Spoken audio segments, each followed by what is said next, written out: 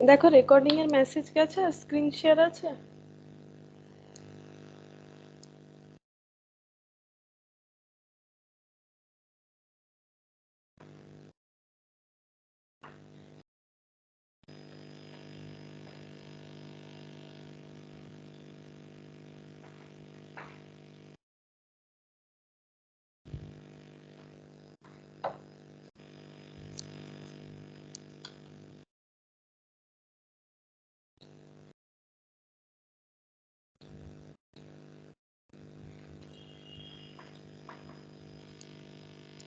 अच्छा देखो, आज हम लोग स्टार्ट करेंगे NPO. NPO means non profit organisation, ठीक है। तो हेडिंग कर लेते हैं पहले।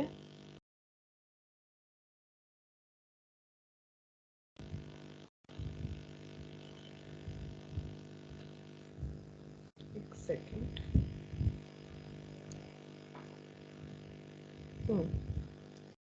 अच्छा, 2 पेज ओपन हो गया सिली।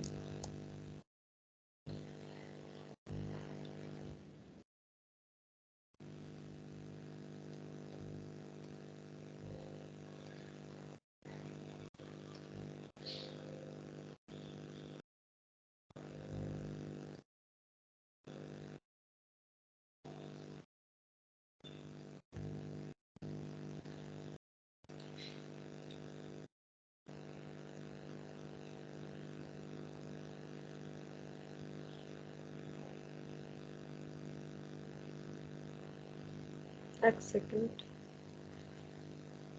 स्टडी मैट्रिक तो ओपन करो ना। अच्छा देखो, एनपीओ स्टार्ट करेंगे, ठीक है। तो एनपीओ जो है वो हम लोग क्यों बनाते हैं, देखो, नॉन प्रॉफिट ऑर्गेनाइजेशन, ठीक है। नॉन प्रॉफिट ऑर्गेनाइजेशन पहले हेड कर लेते हैं, non profit organisation.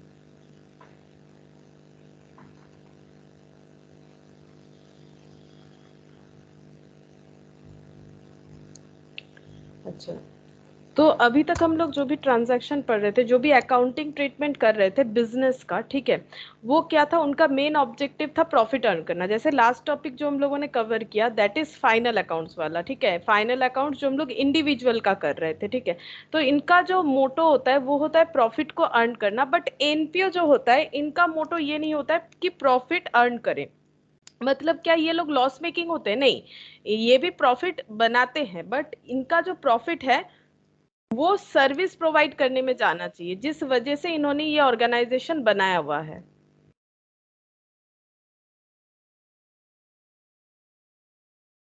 Good morning Shubhashree. Good morning ma'am. अच्छा देखो, तो हम लोग एनपीओ स्टार्ट कर रहे थे, जस्ट अभी स्टार्ट किया है मैंने। देखो एनपीओ में क्या होता है कि हम लोग अभी तक जो भी अकाउंटिंग ट्रीटमेंट या बिजनेस ट्रांजैक्शन कर रहे थे बिजनेस एंटिटीज का, ठीक है, जैसे कि लास्ट हम लोगों ने फाइनल अकाउंट्स का जो किया, वहां पर मेन ऑब्जेक्टिव क्या होता है, अर्न प्रॉफिट। और जो एनपीओ होते हैं, नाम ही देखो, नॉन प्रॉफिट ऑर्गेनाइजेशन, ऐसा ऑर्गेनाइजेशन जो प्रॉफिट अर्न नहीं करेगा। तो क्या ये प्रॉफिट नहीं बनाता है? हाँ, लॉस मेकिंग थोड़ी ना होगा कोई। कोई लॉस करके उनका फायदा क्या है? इनका मेन मोटो ये होता है कि जो प्रॉफिट अर्न होगा ये पर्सनल पर्पस पे यूज नहीं कर सकते हैं। एनपीओ बनता ही है लोगों को सर्विस प्रोवाइड करने के लिए। तो जो सर्विस प्रोवाइड, जिस तरह का सर्विस प्रोवाइड करता है वो ऑर्गेनाइजेशन, उसके डेवलपमेंट में वो प्रॉफिट को यूज करना है। There are certain organisation that are not establish for making profit but to provide some service. मतलब प्रॉफिट कमाना इनका मोटो नहीं है, ठीक है। This service are generally given to members who make subscription to avail them. तो ये service किनको दिया जाएगा? जो इस तरह के ऑर्गेनाइजेशन का सब्सक्रिप्शन लिए हुए हैं, उनको ये जो सर्विस है जिस वजह से ये ऑर्गेनाइजेशन बना है उनको दिया जाएगा, ठीक है। जैसे मान लो किसी ने लाइब्रेरी का सब्सक्रिप्शन ले रखा है, ठीक है, तो उनको क्या किया जाएगा, बुक बुक पढ़ने के लिए दिया जाएगा। तो उन्होंने सब्सक्राइब किया है, तो सब्सक्रिप्शन के लिए कुछ पेमेंट करना पड़ता है, तो वही हो गया लाइब्रेरी का एक इनकम, ठीक है। और इससे क्या होगा, उनको बुक मिलेगा। बुक खरीदना जो है वो सबके बस का बात नहीं होता है। मान लो कि अगर कोई नहीं चाहता है कि हम इतना सारा बुक खरीदे, बट बहुत सारा बुक पढ़ने का मन है, तो लाइब्रेरी में जाके हम लोग अलग अलग बहुत सारे कैटेगरी का बुक मिल जाएगा, स्टोरी बुक से लेके साइंस का बहुत सारा बुक्स मिल जाता है, ठीक है, लाइब्रेरी में जाके। तो वही चीज बोल रहा है कि इससे क्या होगा, कोई भी कम कम पैसे में बुक्स पढ़ सकता है, अगर किसी को प्रॉब्लम है, कोई खरीद नहीं सकता है तो वो अवेल कर सकता है। There are also called non trading entity, ठीक है, जो एनपीओ है उसे ही नॉन ट्रेडिंग एंटिटी बोला जाता है। अब ये सब में क्या क्या आता है देखो, जैसे स्पोर्ट्स क्लब, ठीक है, जिसको जिम खाना बोलते हैं, ठीक है, जिम खाना या फिर जिसको स्पोर्ट्स क्लब बोलते हैं। एजुकेशनल इंस्टीट्यूट गवर्नमेंट वाला, प्राइवेट वाला नहीं, ठीक है। पब्लिक हॉस्पिटल, देखो गवर्नमेंट स्कूल में पढ़ने का खर्चा क्या होता है, बहुत ही कम होता है, प्राइवेट के मुकाबले कुछ भी नहीं, साल में एक बार फीस भरो। हमारे गांव में तो ऐसा ही होता है, साल में एक बार फीस भर देते थे, बस हो गया, क्योंकि हमारे पास सारा गवर्नमेंट स्कूल ही है, कुछ प्राइवेट स्कूल है ही नहीं। बस एक बच्चे लोग का है 1 से लेके 4 तक, बाकी जो भी स्कूल है गवर्नमेंट स्कूल है, कोई भी पढ़े। हमारे गाँव में तो ऐसा सिस्टम है कि मतलब कोई अगर प्राइवेट स्कूल में पढ़ना भी चाहे तो गांव में तो है नहीं ऐसा अवेलेबिलिटी, ठीक है। अभी फिलहाल कम्युनिकेशन थोड़ा अच्छा हुआ है तो लोग आसपास जाके प्राइवेट स्कूल में पढ़ना स्टार्ट कर रहे हैं, लेकिन हमारे टाइम पे कोई कैसा भी किसी का फाइनेंशियल कंडीशन हो, गवर्नमेंट स्कूल में ही पढ़ना पड़ेगा, ठीक है।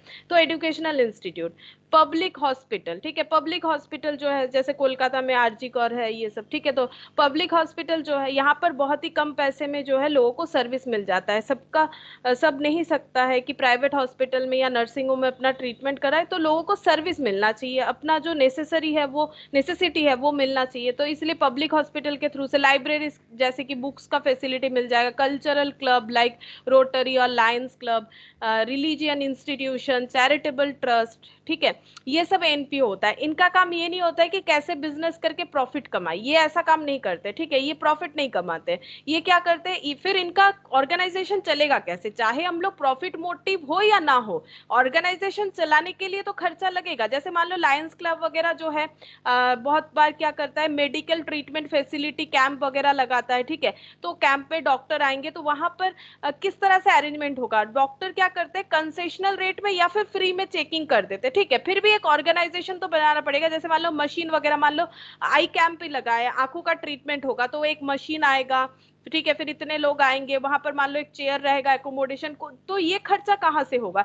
तो बहुत ही कंसेशनल रेट रखा जाता है, जैसे 10 रुपए दे दीजिए और आप अपना आंखों का ट्रीटमेंट, मतलब आंख दिखा सकते, चेकिंग वगैरह करवा सकते। तो ये कभी कभी फ्री होता है, कभी 10 रुपए 20 रुपए बहुत ही सस्ते में होता है। तो फिर ये ऑर्गेनाइजेशन कैसे चलेगा, जैसे कि मान लो एक क्लब है तो उसका एक इंफ्रास्ट्रक्चर तो होगा, एक बिल्डिंग होगा, वहां पर chair, necessary chair table, printing, postage, बहुत सारा खर्चा होता है। तो ये सब कैसे चलेगा।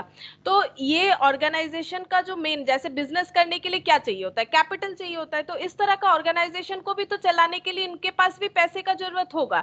तो इनके पास पैसा कहाँ से आएगा, तो देखो इनके लिए जो फंड आता है, इसको फंड बोला जाता है, ठीक है, इसको हम लोग बोलेंगे फंड। ये फंड कैसे आता है, एंट्रांस फीस, ठीक है, जैसे कोई स्पोर्ट्स क्लब में हमें एंट्री लेना है तो एंट्रांस फीस हो जाएगा, ठीक है। Life time membership, life membership fees, ठीक है, मान लो वन टाइम एक फीस हो जाता है लाइफ मेंबरशिप फीस, ये देने से हम लोग उस क्लब के मेंबर हो गए, ठीक है। एनुअल सब्सक्रिप्शन, मान लो साल में एक सब्सक्रिप्शन देना पड़ता है, ठीक है, एनुअल सब्सक्रिप्शन, ऐसा अगर किसी क्लब का सिस्टम है, ठीक है। डोनेशन मिल गया, कुछ ग्रांट्स मिल गया, ठीक है, लीगेसीज मिल गया। डोनेशन का मतलब तो पता ही है, कोई खुशी से कुछ डोनेट कर रहा है, जैसे कि मान लो किसी ने चेयर टेबल डोनेट कर दिया जरूरत पे, किसी ने कंप्यूटर डोनेट कर दिया, किसी ने कुछ और डोनेट कर दिया, डोनेशंस हो गया, ठीक है। ग्रांट मतलब गवर्नमेंट की तरफ से कुछ छूट, ठीक है, grant.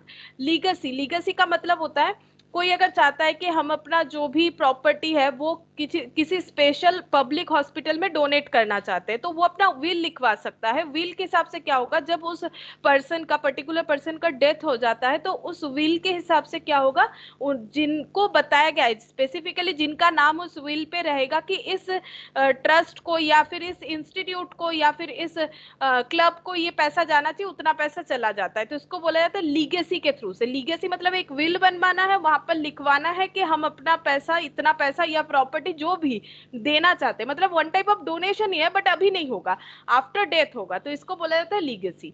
The accounting of such organisation is based on similar principle followed by the other organisation. इनका भी वैसे ही होगा, एक्रूअल बेसिस ही होगा, ठीक है। लेकिन इनका बिजनेस में जो अर्निंग होगा उसको हमें, अर्निंग हो या एक्सपेंस हो, उसका दो कैटेगरी में डिवाइड किया जाता है, ठीक है, रेवेन्यू और एक्सपेंडिचर, सॉरी रेवेन्यू और कैपिटलाइज, ठीक है, रेवेन्यू और कैपिटलाइज, ये वाला नहीं हम बता रहे, रेवेन्यू और कैपिटलाइज्ड होता है। हमें ये देखना पड़ेगा कौन सा हमारा रेवेन्यू, एक्सपेंस या इनकम है और कौन सा हमारा कैपिटल इनकम या एक्सपेंस है। ये देखो, given the nature of the institution there are certain items of revenue and expenses and need special understanding so that accounting treatment could be correctly decided. तो यहाँ पर बोल रहा है कि रेवेन्यू मतलब अर्निंग और एक्सपेंसेस को एक कैटेगरी वाइज डिवाइड कर दिया गया है ताकि हम लोग समझ पाए मतलब और कुछ नहीं, यहाँ पर हमें नाम पता होना चाहिए। जैसे देखो, अगर किसी को नहीं पता होता है कि लीगेसी क्या है तो उसे कैसे पता चलेगा कि लीगेसी कोई इनकम है। अब देखो, जैसे पता चल गया कि लीगेसी क्या है, किसी का अपना विल है जिसके हिसाब से प्रॉपर्टी या पैसा किसी और ट्रस्ट को या क्लब को जो स्पेसिफाइड है उस विल में उनको ट्रांसफर हो जाएगा। तो ये देखो, यहाँ पर वही बोल रहा है कि नॉन ट्रेडिंग इनकम का अर्निंग कैसे कैसे होता है, थ्रू डोनेशन होता है, एंट्रांस फीस होता है, सब्सक्रिप्शन होता है, ग्रांट,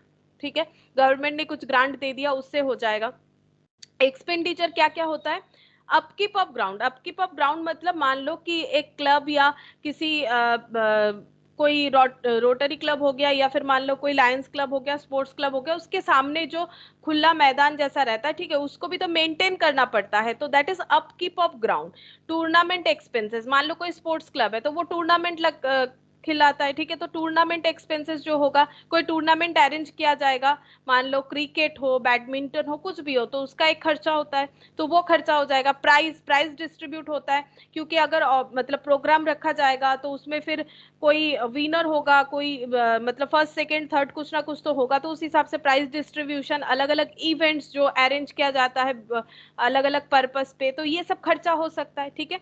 अब देखो, कुछ स्पेशल आइटम जैसे यहाँ पर हम लोगों ने नाम तो पढ़ लिया, बट इसका ट्रीटमेंट क्या होना चाहिए हम लोगों का जो अकाउंटिंग होगा उसमें। जैसे देखो, एंट्रांस फीस, ये स्पेशल मैटर है, ये सारा कैसे ट्रीटमेंट होगा। एंट्रांस फीस का मतलब होता है किसी जगह पे एंट्री लेने का जो फीस, ठीक है। तो ये देखो, these are received at the time of admission of a new member and thus are one time fees. Normally इसे कंसिडर किया जाता है वन टाइम फीस, कि एक बार एडमिशन लेने के लिए जो फीस देना पड़ेगा। They are non recurring in nature, मतलब यहाँ पर बोला जा रहा है कि ये फीस बार बार देने का जरूरत नहीं होता है नॉर्मली, तो ये नॉन रिकरिंग है। It could be either capitalised as they are non recurring और taken as revenue as per rules of the institution. अब देखो, अलग अलग इंस्टीट्यूट का अलग अलग रूल्स हो सकता है। कोई बोल सकता है मेरा एंट्रांस फीस एक ही बार लगता है और नहीं देना पड़ेगा। अगर कोई ऐसा बोल रहा है कि मेरा एंट्रांस फीस, मेरे इंस्टीट्यूट का एंट्रांस फीस एक ही बार है, बार बार नहीं देना पड़ेगा, तो वो इस एंट्रांस फीस का जो अर्निंग होगा उसे कैपिटलाइज ट्रीट करेंगे। कैपिटलाइजेशन का मतलब होता है बैलेंस शीट में दिखाओ, कैपिटलाइज करने का मतलब होता है बैलेंस शीट में दिखाओ। नॉन रिकरिंग मतलब नॉट रीऑकरिंग, बार बार रीऑकर नहीं होगा।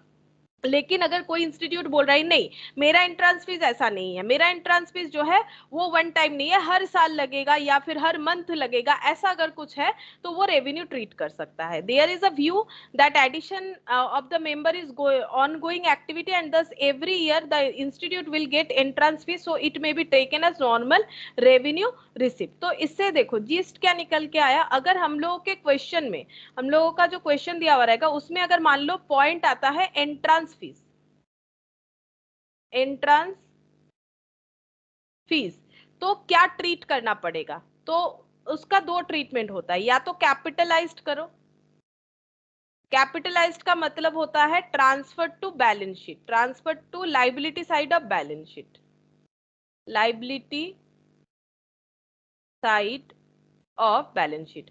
और इतना तो हमें समझना पड़ेगा कि एंट्रांस फीस है मतलब कोई भी नॉन प्रॉफिट ऑर्गेनाइजेशन, चाहे वो कुछ भी ऑर्गेनाइजेशन हो, स्पोर्ट्स क्लब हो, चाहे वो हॉस्पिटल हो, कुछ भी हो, उनके लिए तो वो अर्निंग ही होगा। कैपिटलाइज्ड करना पड़ेगा अगर ये लाइबिलिटी, सॉरी, कैपिटलाइज्ड अगर कर रहे हैं तो ट्रांसफर टू लाइबिलिटी साइड, ठीक है। और अगर रेवेन्यू ट्रीट कर रहे हैं, रेवेन्यू मतलब डे टू डे का इनकम, तो ये हो जाएगा transfer to income and expenditure account, जो कि जस्ट लाइक पीएल होता है। अभी बताएंगे इसके बारे में कि क्या होगा, अभी इतना समझो कि ये जस्ट लाइक पीएल होगा, इनकम एंड एक्सपेंडिचर, ठीक है। और इसके अलावा क्या होगा, यहाँ पर लास्ट में ही लिखवा देंगे, ठीक है। लास्ट में एक पॉइंट ये लिखवाएंगे कि अदरवाइज क्वेश्चन स्पेसिफाइड, ठीक है। अच्छा, यहाँ पर ऐसे लिखो, इफ क्वेश्चन इज, ये मैंने क्वेश्चन लिखा है, सिर्फ क्यों लिखा है, if question is silent then treat, if question is silent then take assumption and give a note,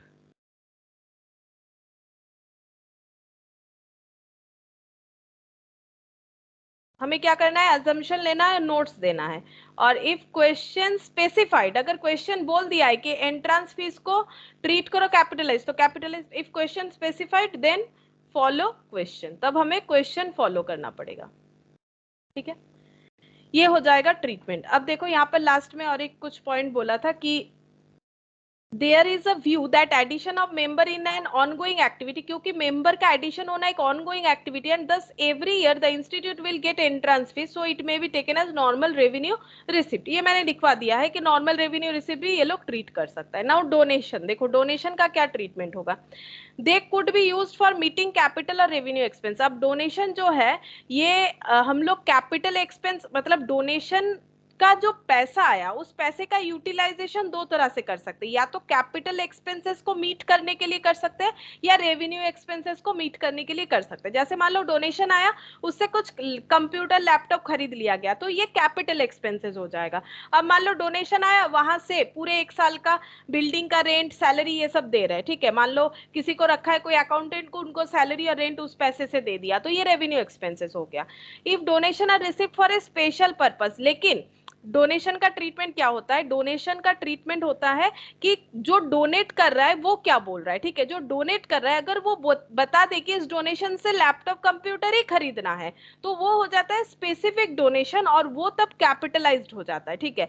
लेकिन जो डोनेशन दे रहा है वो स्पेसिफिकली कुछ हमें मेंशन नहीं कर रहा है कि इस पैसे से क्या करना है, बोल रहा है आपको जो ठीक लगे आप कर लीजिए, आपका जरूरत पूरा कीजिए, तो ये हो जाता है रेवेन्यू, रेवेन्यू इनकम हो जाएगा। अगर स्पेसिफिकली बता दिया जाएगा तो कैपिटल हो जाएगा। ये देखो, donation received for a special purpose, the amount is credited to a fund from which the amount are disbursed, ठीक है। तो क्या होगा, अमाउंट को उस फंड में क्रेडिट कर देना पड़ेगा। मान लो डोनेशन मिला है बिल्डिंग फंड के लिए, और ऑर्गेनाइजेशन पहले से ही बिल्डिंग फंड मेंटेन करता है, तो उस बिल्डिंग फंड में वो पैसा ऐड हो जाएगा। द फंड में be invested in specific securities, ठीक है। अब ये फंड का पैसा क्या होगा, अब मान लो बिल्डिंग बनाने के लिए पैसा दे दिया, तो ऐसा तो नहीं होगा ना कि आज पैसा मिला तो कल से हम लोग बिल्डिंग बनाना स्टार्ट कर दे, ये पॉसिबल नहीं होता है। एक टाइम चाहिए स्पेसिफिकली कि हाँ हम लोग 15 दिन बाद, एक महीना बाद, कि हो सकता है एक साल बाद बिल्डिंग बनाना स्टार्ट करें। तो हम लोगों को क्या करना चाहिए, उस पैसे को कहीं इन्वेस्ट कर देना चाहिए, क्योंकि वो पड़े पड़े तो पैसा इंक्रीज नहीं होगा। अगर हम लोग उस पैसे को कहीं इन्वेस्ट कर देते हैं, ठीक है, कुछ शेयर सिक्योरिटीज में, ठीक है, सेफर जगह में, ऑब्वियसली अगर इन्वेस्ट कर देते हैं तो वहां से हमें क्या हो जाएगा, शेयर उतना सेफर पोजीशन नहीं होगा। अगर हम लोग इन्वेस्ट करेंगे तो उसमें बॉन्ड वगैरह में, गवर्नमेंट बॉन्ड वगैरह में इन्वेस्ट कर सकते हैं, तो हमें क्या होगा, वहां से कुछ रिटर्न मिलेगा, इंटरेस्ट मिलेगा, तो वो जो पैसा आएगा वो भी उस फंड में ऐड हो जाएगा, ठीक है। Income from such investment is credited to the fund account only. Small donation amount which are not earmarked for any specific purpose may be treated as revenue receipt, ठीक है। तो डोनेशन का ये मेन पॉइंट हो गया, तो हम लिखवा देते हैं। देखो डोनेशन का क्या होगा, यहाँ पर लिखते हैं .2, डोनेशन। डोनेशन होगा दो तरह का हो सकता है, एक होगा स्पेसिफिक, स्पेसिफिक मतलब बोल दिया जाएगा किस चीज का डोनेशन है, एक हो जाएगा नॉन स्पेसिफिक। नॉन स्पेसिफिक होगा तो रेवेन्यू ट्रीट करो, तो इनकम एंड एक्सपेंडिचर में जाएगा। स्पेसिफिक होगा तो कैपिटलाइज ट्रीट करो, liability side of balance sheet में जाएगा, ठीक है। बैलेंस शीट के लाइबिलिटी साइड में चला जाएगा अगर डोनेशन होगा। और जब हम लोग डोनेशन स्पेसिफिक लेंगे, अगर उसको हम लोग इन्वेस्ट करते हैं तो वो पैसा कहाँ चला जाएगा, डोनेशन का पैसा। अगर मान लो बिल्डिंग के लिए पैसा मिला है, बट अभी बिल्डिंग बनाने का कोई टाइम, मतलब अभी कुछ प्लान नहीं है, एक साल बाद बिल्डिंग बनेगा, तो वो पैसा हम लोग यहाँ पर लिखते हैं। देखो, specific donation can be invested, specific donation can be invested and interest earned is added to the fund, ठीक है। और ये जो है ना, ये हर जगह पे होगा, हर एक पॉइंट पे ये एप्लीकेबल होगा। If question is silent then take assumption and give note, ठीक है।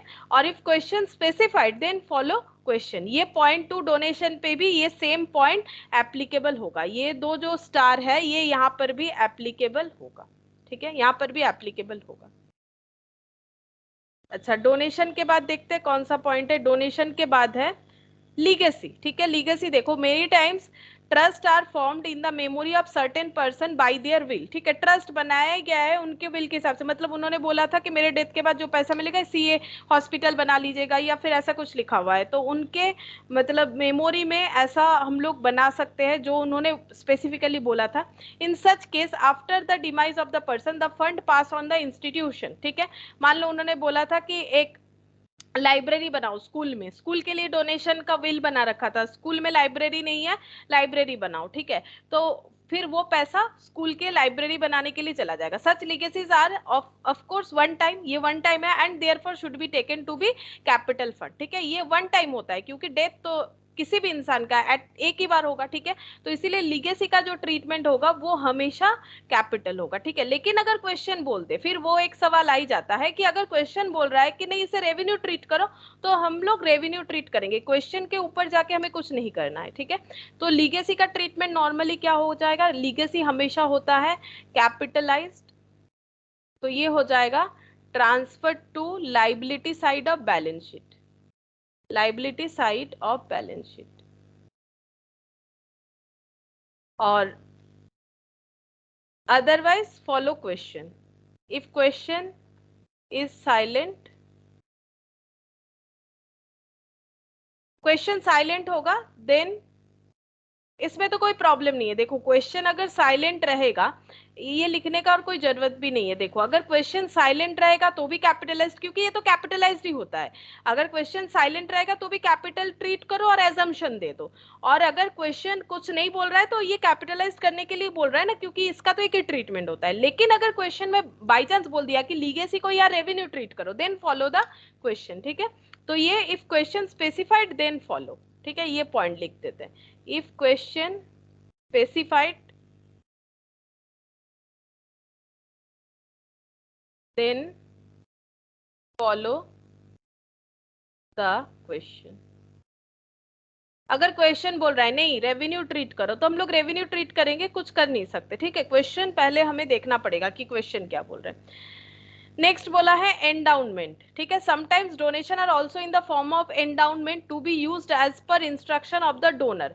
मतलब अगर जो डोनेशन दे रहा है वो उसके इंटेंशन के हिसाब से जब हम लोग उस फंड को यूज करते हैं तब उसे बोला जाता है एंडाउनमेंट। तो ये तो मैंने पहले ही बोला कि अगर हम लोग कुछ डोनेशन ले रहे हैं, इसका नाम दे दिया है स्पेसिफिक डोनेशन बोलते हैं ना, तो स्पेसिफिक डोनेशन का नाम क्या है, एंडाउनमेंट, तो ये कैपिटलाइज्ड ही होगा, ठीक है। एंडाउनमेंट जो है, एंडाउनमेंट का मतलब कुछ नहीं, इसका मतलब होता है स्पेसिफिक डोनेशन, मतलब बता दिया है कि ये पैसा जो हम दे रहे हैं इससे क्या करना है। स्पेसिफिक डोनेशन, एंडाउनमेंट का मतलब स्पेसिफिक डोनेशन, ये कैपिटलाइज्ड होगा। अब कैपिटलाइज्ड का मतलब ही होता है transfer to balance sheet, transfer to balance sheet in liability side, ठीक है। लेकिन अगर क्वेश्चन कुछ बोल दिया है कि नहीं इसे रेवेन्यू ट्रीट करो, या फिर बोल दिया 50% कैपिटलाइज करो 50% रेवेन्यू, तो जो स्पेसिफिकली बोलेगा वही करना पड़ेगा। If question specified then follow the question, ठीक है। अच्छा फिफ्थ नंबर देखो, फिफ्थ नंबर में क्या बोल रहा है, लाइफ मेंबरशिप फीस। तो ये टर्म से ही पता चल रहा है कि एक ही बार मिल रहा है, तो इसको हम लोग कैपिटल रिसिप्ट बनाएंगे। And every year a charge is debited based on some logic, ठीक है। मतलब लाइफ टाइम का फीस ले लिया गया, लाइफ मेंबरशिप फीस, और उसे क्या किया जाएगा, थोड़ा थोड़ा करके इनकम एक्सपेंडिचर में चार्ज कर दिया जाएगा, ठीक है। मतलब मंथली फीस के साथ उसे एडजस्ट कर दिया जाएगा। जैसे मान लो लाइफ टाइम फीस ले लिया गया किसी से, फॉर एग्जाम्पल 1 लाख, ठीक है। अब इसे मंथली में कन्वर्ट कर दिया जाएगा या फिर ईयरली कन्वर्ट कर दिया जाएगा, और ईयरली उतना फीस जो है इनकम एक्सपेंडिचर में चार्ज कर देंगे, और ये बैलेंस शीट से धीरे धीरे कम होते जाएगा। मान लो कि पूरा कॉलेज में एडमिशन का मान लो 3 साल का ही पूरा फीस ले लिया, ठीक है। अब ये 3 साल का फीस उनके लिए कैपिटल रिसिप्ट होगा, दोबारा तो नहीं मिलेगा, और हर साल का फीस जो है जितना हो रहा है पर स्टूडेंट पे उसको चार्ज कर दे रहा है वो लोग इनकम एक्सपेंडिचर में, कि हमारा इस साल का इतना है, इस साल का इतना है, लेकिन ले लिया है एट ए टाइम 3 साल का है। This could be taken as capital receipt and every year charge is debited. इसका मतलब वो चार्ज डेबिटेड का मतलब वो लॉजिक है, ठीक है, जो मैंने बोला कि 3 साल का मान लो पूरा कॉलेज फीस ले लिया जाता है, अगर ऐसा होगा तो उसके बाद जो थोड़ा थोड़ा एडजस्ट होते जाएगा। In other words, when received, it could be treated as deferred receipt in the balance sheet। मतलब deferred मतलब रह जाएगा, ठीक है, बाकी पैसा रह जाएगा बैलेंस शीट में, और जितना जितना यूज होगा उतना उतना चार्ज होते जाएगा। And every year a specific amount is credited to income expenditure, ठीक है, यही चीज मैंने बताया अभी। तो इसको भी लिख लेते हैं लाइफ मेंबरशिप। ये है पॉइंट नंबर 5।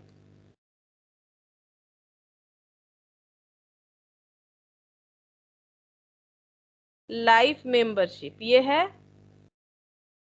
कैपिटलाइज्ड करना पड़ेगा। ये हो गया कैपिटल रिसिप्ट, ठीक है। कैपिटलाइज्ड और कैपिटल रिसिप्ट में लेकिन फर्क है। कैपिटलाइज्ड का मतलब हो जाता है कि बैलेंस शीट में, नहीं एक ही बात है, कैपिटल रिसिप्ट यानी कि कैपिटलाइज्ड अलग नहीं है, सॉरी। कैपिटल रिसिप्ट का मतलब ही होता है कैपिटलाइज्ड करना, बट इसका कैपिटलाइज्ड का ट्रीटमेंट थोड़ा अलग होगा, ठीक है। इसका क्या करना पड़ेगा, इसका जो डेफर्ड पोर्शन होगा, ठीक है, उसे जैसे हम यहाँ पर एक एग्जांपल के साथ बता देते हैं। मान लो ये बना हुआ है इनकम एक्सपेंडिचर, ये बना हुआ है बैलेंस शीट, और पूरा टोटल जो है लाइफ मेंबरशिप फीस लिया गया है सपोज 1 लाख, ठीक है, 1 लाख लिया गया है, मिला है इस बार, ठीक है, 1 लाख मिला है मान लो 10 जन का, 1 लाख मिला है 10 जन का, ठीक है। तो 1 लाख डिवाइडेड बाई 10 कितना हो जाएगा, 10,000 करके एक एक जन का लाइफ मेंबरशिप फीस हो रहा है, 10 लोगों का अगर लिया गया है। तो हम लोग को क्या करना पड़ेगा, अगर ये पूरे एक जन का पूरे लाइफ टाइम का ये फीस हो गया, ठीक है। अगर हम लोग ये मान रहे हैं कि जो मेंबरशिप फीस है वो 1,000 रुपए करके पर मंथ है, ठीक है, तो एक साल में कितना हो जाएगा, 1,000 इंटू 12, 12 महीने में 12,000 रुपया हो जाएगा, और 10 लोगों का कितना हो जाएगा फिर, ये तो ज्यादा हो जा रहा है, इतना ज्यादा हो जाएगा, फिर इसको 500 कर देते हैं, 500 करके है, तो ये हो गया 6,000, तो ये 60,000 हो जाएगा, ठीक है। तो 60,000 हम लोग यहाँ पर इनकम एक्सपेंडिचर में डेबिट करके दिखाएंगे, ठीक है। टू लाइफ मेंबरशिप फीस ये हो गया 60,000, ठीक है।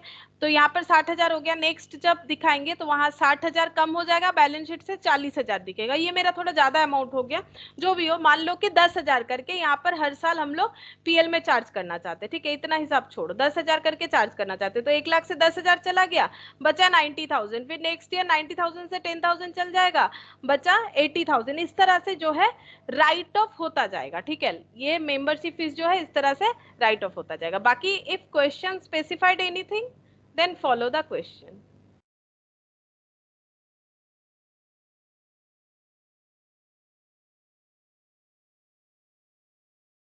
अच्छा, सब्सक्रिप्शन यानी कि चंदा, बोल रहे हैं कि these are annual receipt and therefore taken as revenue. Subscription जो है रिन्यू करवाया जाता है हर साल नॉर्मली ज्यादातर ऑर्गेनाइजेशन में, तो ये रेवेन्यू रिसिप्ट क्योंकि ये हर साल लिया जाएगा, there must be recognised as revenue on the accrual concept, ठीक है। तो ये सब्सक्रिप्शन हमेशा एक्रूअल ही होता है, सॉरी, सब्सक्रिप्शन हमेशा ही रेवेन्यू रिसिप्ट होता है, सब्सक्रिप्शन जो है ये हमेशा ही रेवेन्यू होगा, ठीक है। बट अगर क्वेश्चन स्पेसिफाई कर देता है तो हम लोग फॉलो करेंगे, जबकि क्वेश्चन इसके बारे में कभी कुछ स्पेसिफाई करेगा नहीं, हमेशा ये रेवेन्यू ही होगा। If question specified then follow question. अच्छा, ये मेन हो गया। अब फाइनेंशियल स्टेटमेंट जो बनेगा उसके लिए हमें क्या क्या दिया हुआ रहेगा, देखो अब हम लोग जब एनपीओ का फाइनल अकाउंट्स करेंगे तो हमें क्या क्या चीज पता होना चाहिए। एक तो रिसिप्ट एंड पेमेंट अकाउंट,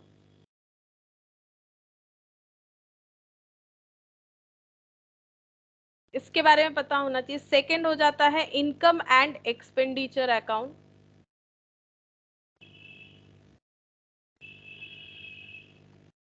और बैलेंस शीट। ये तीन चीज लेके हमारा फाइनल अकाउंट्स बनेगा एनपीओ वालों का। तो रिसिप्ट एंड पेमेंट अकाउंट क्या है, ये जस्ट लाइक कैश बुक है, ठीक है, ये क्या है, ये जस्ट लाइक कैश बुक है, और ये जो है इनकम एक्सपेंडिचर है, ये लाइक पीएल है, प्रॉफिट एंड लॉस अकाउंट, ठीक है। तो ये देखो यहाँ पर बोल दिया है, ये फीचर्स पढ़ने से ही हो जाएगा। देखो, it is an account which contains all cash and bank transaction made by a non profit organisation during a particular financial period. किसी भी फाइनेंशियल पीरियड में कितना कैश इनफ्लो और आउटफ्लो हुआ है, तो वो हम लोग यहाँ पर दिखा देते हैं। तो यहाँ पर क्या होता है, एक प्रॉब्लम है कि यहाँ पर हम लोग, पहला बात है कि एक तो ये कैश बुक है, दूसरा कैश बुक है, इसीलिए कैश इनफ्लो आउटफ्लो यहाँ पर शो होगा, ये तो होगा ही। यहाँ पर जो है पीरियड का कोई ध्यान नहीं रहेगा। मतलब मान लो कि 2022 चल रहा है, 2021 का कोई पेमेंट हमें दे करना था या पैसा हमें मिलना था, वो नहीं मिला था, अभी मिल रहा है, तो हम लोग यहाँ दिखा देंगे। लेकिन फाइनल अकाउंट्स तो एक्रूअल बेसिस पे बनेगा।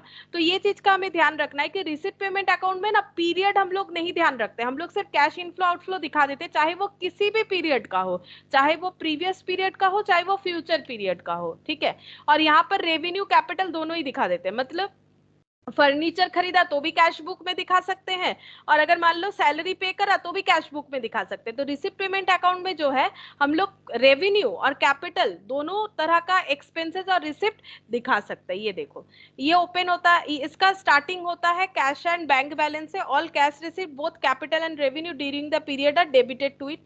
All cash payment both capital and revenue during the period are credited to this account, ठीक है।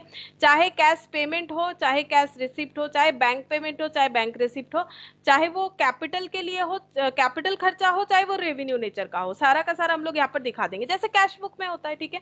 While recording the cash book and bank transaction all entries are made on cash basis. It is a summary of cash book, it follows real account. ये क्या है, ये एक real account है। तो देखो, ये एमसीक्यू में आ सकता है, ये क्या है, ये एक रियल अकाउंट है, ठीक है। ये क्या है, ये नॉमिनल अकाउंट है। यहाँ पर हम लोग क्या दिखाते हैं, all revenue and capital income and expenses, मतलब रिसिप्ट एंड एक्सपेंसेस जो भी बोलो, इर्रेस्पेक्टिव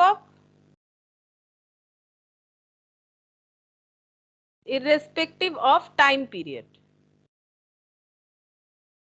कौन से पीरियड का हम लोग रिसिप्ट या फिर पेमेंट कर रहे हैं वो हम लोग नहीं देखते, पूरा का पूरा ही दिखा देते हैं। इनकम एक्सपेंडिचर क्या होगा, ये जस्ट इसका ऑपोजिट होता है, ये एक नॉमिनल अकाउंट है, ठीक है। All expenses in the nature of particular in the revenue nature for the particular period are debited to this account on accrual basis, ठीक है। अच्छा, ये कैश बेसिस पे बनता है, ये जो है रिसिप्ट पेमेंट अकाउंट, इसका ट्रीटमेंट क्या है, ये कैश बेसिस पे बनता है। रिसिप्ट पेमेंट अकाउंट जो है ये कैश बेसिस पे होता है, कैश बुक है तो कैश बेसिस पे ही होगा, ठीक है। इनकम एक्सपेंडिचर अकाउंट जो है ये नॉमिनल अकाउंट है, और इसका बेसिस क्या है, इसका बेसिस है, ये होता है एक्रूअल बेसिस, ठीक है। ये होता है एक्रूअल बेसिस, ठीक है। और क्या क्या होगा, ये नॉमिनल अकाउंट है, ये एक्रूअल बेसिस है, ठीक है। यहाँ पर हम लोग सिर्फ रेवेन्यू, इनकम एंड एक्सपेंसेस को ही शो करते हैं, ठीक है। और ये हम लोग शो करते हैं ड्यूरिंग द पीरियड का, सिर्फ उसी पीरियड का जिस पीरियड का अकाउंटिंग बना रहे हैं। जैसे अगर हम लोग 2022-23 का बनाएंगे तो उसी का दिखाएंगे, 21-22 का बनाएंगे तो उसी का दिखाएंगे, ठीक है। अच्छा, अब देखो, all capital income and expenditure are excluded. Capital का कुछ भी यहाँ पर दिखाना नहीं, only current year income expenses को दिखाना चाहिए।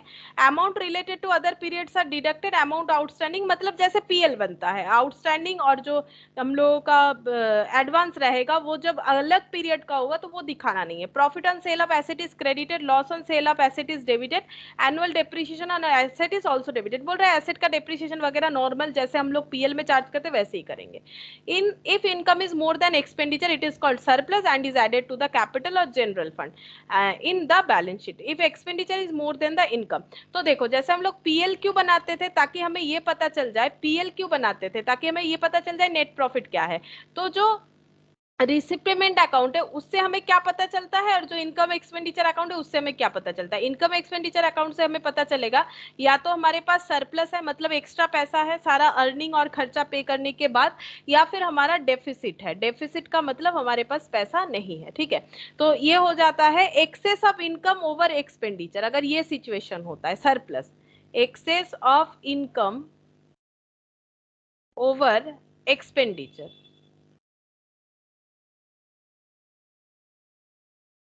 ठीक है, और इस हम लोग बोलेंगे excess of expense, excess of expenditure over income.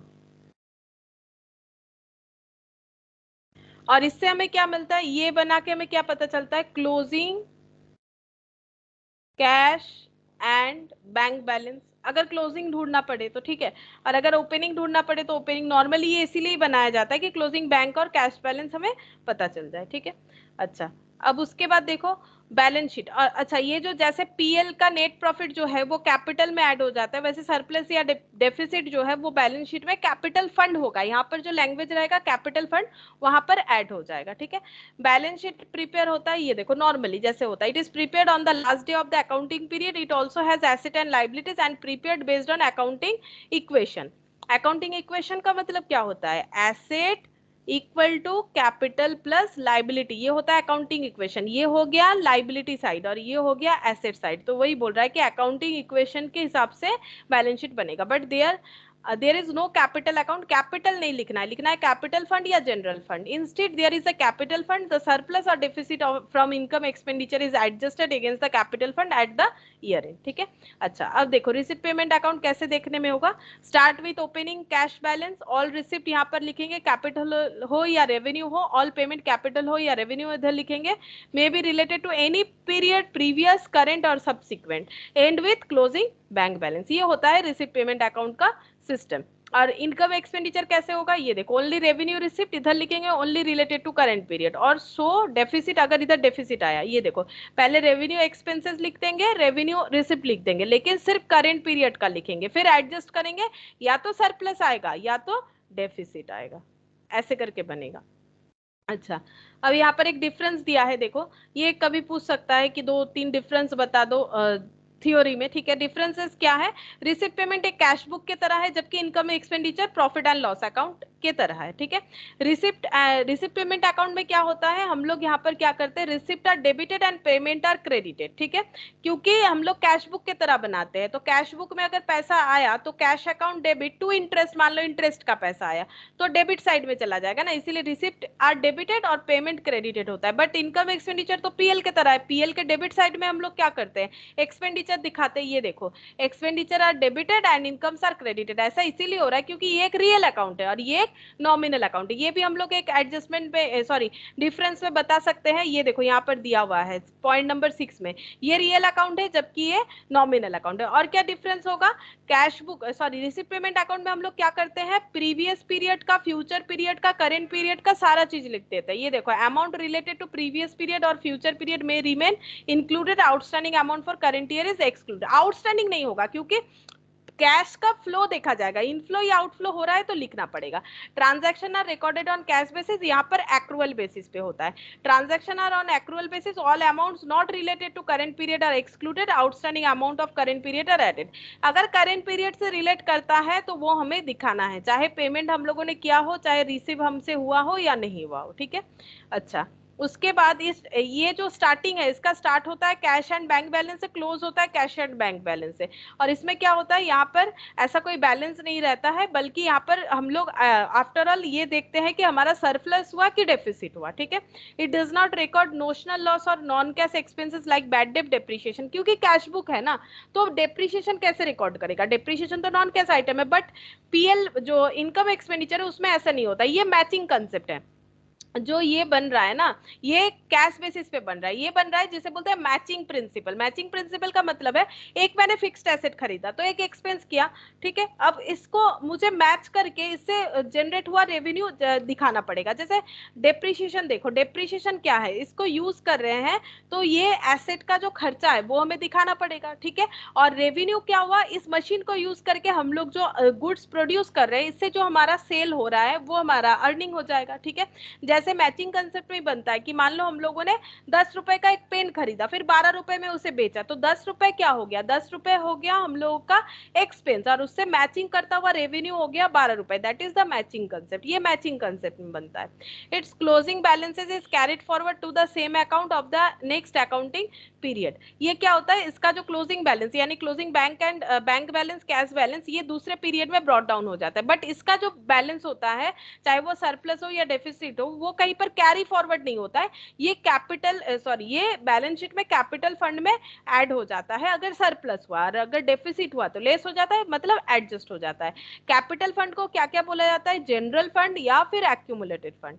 It helps to prepare income and expenditure. ये रिसिप्ट पेमेंट अकाउंट नहीं होगा तो हम लोग इनकम एक्सपेंडिचर नहीं बना सकते हैं, और इनकम एक्सपेंडिचर बन जाएगा तो वो बैलेंस शीट को बनाने में हेल्प करेगा। ठीक है, बस इतना ही हमें पता होगा तो चलेगा। हाँ, और एक चीज बता देते हैं, देखो कैपिटल फंड और स्पेशल फंड क्या होता है। कैपिटल फंड को जनरल फंड या एक्यूमुलेटेड फंड बोला जाता है। ये एक्चुअली कैपिटल होता है नॉन प्रॉफिट ऑर्गेनाइजेशन का। It may be found as the excess of asset over liabilities, मतलब जो कैपिटल का डेफिनेशन होता है। तो सरप्लस या डेफिसिट जो भी हो ये इसमें एडजस्ट हो जाता है। ठीक है, portion of capitalised income like donation में बी एडेड विद दैट। कभी कभी जब हम लोग डोनेशन को कैपिटलाइज कर रहे हैं, एंडाउनमेंट फीस को कैपिटलाइज कर रहे हैं, तो वो सब कैपिटल फंड में ऐड हो जाएगा। स्पेशल फंड क्या है? मतलब बोल दिया जाएगा कि स्पेसिफिकली इस फंड को इसी पर्पस में यूज करना है। जैसे कि देखो यहाँ पर एक एग्जांपल दिया है, फॉर एग्जांपल ए क्लब में have a building fund. Building fund का मतलब बिल्डिंग का पैसा आता है, बिल्डिंग बनाने के लिए स्पेसिफिकली पैसा आता है, तो इनको बिल्डिंग फंड बना के रखना पड़ा। कैपिटल फंड का तो जनरल फंड, उस पैसे को कहीं भी वो लोग यूज कर सकते हैं, बट बिल्डिंग फंड में जो पैसा रखा है ना उसको कहीं भी यूज नहीं कर सकते, रेस्ट्रिक्टेड फंड है। It may be use for meeting some specific expenses और for acquiring an asset if any income is derived out of investment made against its fund, और it if any profit or loss accrues due to sale of such investment, such income or profit transferred to this fund। जैसे मैंने बोला कि building fund के लिए पैसा मिला है तो जरूरी नहीं आज पैसा मिला तो कल बिल्डिंग बनाना स्टार्ट कर दे, उस पैसे को कहीं इन्वेस्ट कर सकते हैं। इन्वेस्टमेंट से जो रिटर्न आएगा यानी इंटरेस्ट के तौर पे वो फंड में ऐड हो जाएगा, और जब इन्वेस्टमेंट को बेच देंगे उससे प्रॉफिट या लॉस जो भी होगा वो भी हमारे फंड में ही ऐड हो जाएगा। तो स्पेशल फंड का मतलब होता है स्पेसिफिक पर्पस, स्पेसिफिक एक्सपेंसेस को परफॉर्म करने के लिए हमें जो फंड मिलता है। तो नॉर्मली क्या होता है, ये फंड जो है फिक्स्ड एसेट खरीदने के लिए ही दिया जाता है। ठीक है, कोई छोटा मोटा खर्चा के लिए नहीं बोलेगा कि ये पैसा ले लो और इससे यही वाला खर्चा करो, नहीं। जैसे मान लो बिल्डिंग बनाने के लिए बोल दिया, लाइब्रेरी बनाने के लिए बोल दिया, कुछ लैब बनाने के लिए बोल दिया, ठीक है, कंप्यूटर खरीदो, ठीक है, कंप्यूटर लैब बनाओ, तो ये सब जो बड़ा बड़ा खर्चा है यानी फिक्स्ड नेचर का खर्चे के लिए ही लोग स्पेशल फंड का डोनेशन करते हैं। ठीक है, अच्छा, अब एंट्री एक बार देखो, if the special fund is use to meet an expenses, तो स्पेशल फंड का पैसा यूज किया जा रहा है एक्सपेंसेस पे करने के लिए, तो special fund account debit to bank, पैसा चला गया, फंड कम हो गया। If the balance transfer to capital fund, अब जब ये पैसा कैपिटल फंड में ट्रांसफर हो जाएगा तो क्या एंट्री होगा? Capital fund account debit, special fund account debit to capital fund, capital fund में ऐड हो जाएगा। मतलब हमारा जो फंड था स्पेशल फंड, उससे कुछ पैसा हम लोगों ने यूज किया, ठीक है, मान लो बिल्डिंग फंड का कुछ पैसा बिल्डिंग बनाने के लिए यूज किया, फिर उस पैसे को, फिर बचा हुआ जो फंड का पैसा रहेगा उसको ट्रांसफर करना पड़ेगा कैपिटल फंड में। ठीक है, वही बोल रहा है कि balance is transfer to capital fund. If special fund is use to purchase an asset, अगर हम लोग उससे एसेट खरीद रहे हैं तो asset account debit to bank, special fund account debit to capital fund. ये ट्रांसफर एंट्री हमेशा क्या होता है कि फंड का ट्रांसफर एंट्री कर देना चाहिए। ठीक है, तो फंड का ट्रांसफर एंट्री, फंड का ट्रांसफर एंट्री का मतलब वही जो बैलेंस बच जाएगा फंड में, यूज नहीं हुआ, बिल्डिंग बना लिया उसके बाद भी अगर बच जाता है या फिर उस अकाउंटिंग पीरियड में यूज नहीं हुआ, तो उसे हमें कैपिटल फंड यानी कि एक्यूमुलेटेड फंड में ट्रांसफर कर देना चाहिए। ठीक है, अच्छा, फिर यहाँ पर डोनेशन का कुछ रूल्स दिया है। ठीक है, ये देखो, donation receipt for a particular purpose should be credited to special fund, मैंने पहले ही बोल दिया था। For example donation receipt for building ये बोल रहा है। For other donation receipt the by laws और rules of the concern should be followed, मतलब अगर कोई स्पेसिफिक डोनेशन नहीं है तो क्या करेंगे, इंस्टीट्यूट का जो रूल्स है या फिर उस ऑर्गेनाइजेशन का जो रूल्स है वो वही फॉलो करेगा। Donation paid by the concern should be debited to income expenditure account, if there is no such rule donation receipt of non recurring nature should be credited to capital fund, recurring donation should be received. अब ये सब तो बताना पड़ेगा ना question में कि recurring donation है कि नॉन रिकरिंग, तो उस हिसाब से हम लोग ट्रीट करेंगे। ये मैंने पहले ही बता दिया है, छोटा छोटा नोट लिखवा दिया है, उसी से हम लोग कर पाएंगे। लीगेसी, लीगेसी का भी वही होता है, नॉर्मली ये कैपिटल फंड होता है। ठीक है, एंट्रांस फीस भी उसी तरह से, सब्सक्रिप्शन, ठीक है, ये ट्रीटमेंट मैंने बता दिया, बाकी हम लोग करते करते समझ जाएंगे, क्वेश्चन जैसा बोलेगा वैसा हमें करना पड़ेगा। ठीक है, अब हम लोग एक लेजर बनाएंगे। ठीक है, एक लेजर का हम कैलकुलेशन ऑफ सब्सक्रिप्शन बोल के लिखते हैं, कैलकुलेशन ऑफ सब्सक्रिप्शन। सब्सक्रिप्शन में बहुत सारा एडजस्टमेंट होता है और इसका हम एक लेजर बना के दिखा देते हैं। इस लेजर को हम लोग फॉलो करेंगे जब भी हमें वर्किंग नोट बनाने का जरूरत होगा। तो सब्सक्रिप्शन ऑलवेज क्या होगा, इनकम होगा। इनकम कोई भी एनपीओ ले लो, उनके लिए सब्सक्रिप्शन इनकम ही होगा। ठीक है, तो हम लोग क्या करेंगे, यहाँ पर ये एक लेजर बना लिया मैंने। टू साइड में क्या जाएगा, इनकम अगर आउटस्टैंडिंग है, सोचो इनकम अगर आउटस्टैंडिंग है तो वो एसेट होगा। ठीक है, और इनकम अगर एडवांस हुआ था प्रीवियस ईयर तो वो लाइबिलिटी होगा।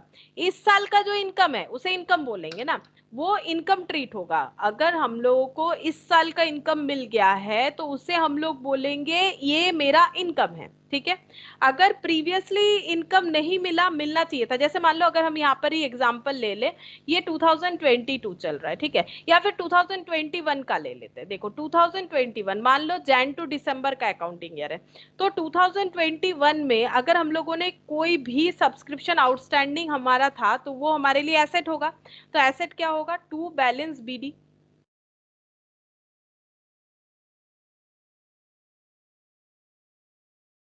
टू बैलेंस बीडी, ये क्या हो गया, ये हो गया ओपनिंग एसेट। ठीक है, इसी तरह से इस लेजर का हमारा ओपनिंग लाइबिलिटी भी हो सकता है, to balance sorry by balance BD. ये हो गया ओपनिंग लाइबिलिटी। अब कब लाइबिलिटी होगा, कब एसेट होगा, देखो लाइबिलिटी तो इधर ही ब्रॉट डाउन होगा ना क्रेडिट साइड में। एसेट और लाइबिलिटी कब होगा, एसेट तब होगा जब मेरा सब्सक्रिप्शन रिसीवेबल मोड में था प्रीवियस ईयर, और जब मैंने सब्सक्रिप्शन एडवांस लिया था तो वो लाइबिलिटी हो जाएगा। ठीक है, अच्छा इस बार जो मुझे मिला उसे हम लोग लिखेंगे बाय कैश या बैंक। ठीक है, ये हो जाएगा जितना पैसा हमें रिसीव हुआ, ये हो गया ऑल रिसिप्ट। ठीक है, ऑल रिसिप्ट। अब देखो ये जो रिसिप्ट है ये हमारा किसी भी ईयर का हो सकता है, प्रीवियस ईयर का भी हो सकता है, ये तो कैश की तरह ट्रीट कर दिया ना हम लोगों ने, प्रीवियस ईयर का, करेंट ईयर का, फ्यूचर ईयर का, कुछ भी हो सकता है। और जो पैसा हम लोग का इस पीरियड से रिलेटेड है उसे हम लोग ट्रांसफर कर देंगे इनकम एंड एक्सपेंडिचर में। इनकम एंड एक्सपेंडिचर में कौन सा चला जाएगा, ड्यूरिंग द पीरियड का, ड्यूरिंग द पीरियड। ठीक है, ड्यूरिंग द पीरियड का पैसा इनकम एक्सपेंडिचर में चला जाएगा। अब जैसे प्रीवियसली लाइबिलिटी और एसेट था, वैसे इस ईयर भी तो लाइबिलिटी और एसेट हो सकता है, यानी कि क्लोजिंग लाइबिलिटी और क्लोजिंग एसेट। तो ओपनिंग लाइबिलिटी इधर आएगा तो क्लोजिंग लाइबिलिटी इधर आ जाएगा, to balance CD, closing liability. मतलब इस बार अगर किसी से एडवांस सब्सक्रिप्शन लिया है तो, और ये इधर है ओपनिंग एसेट, इधर हो जाएगा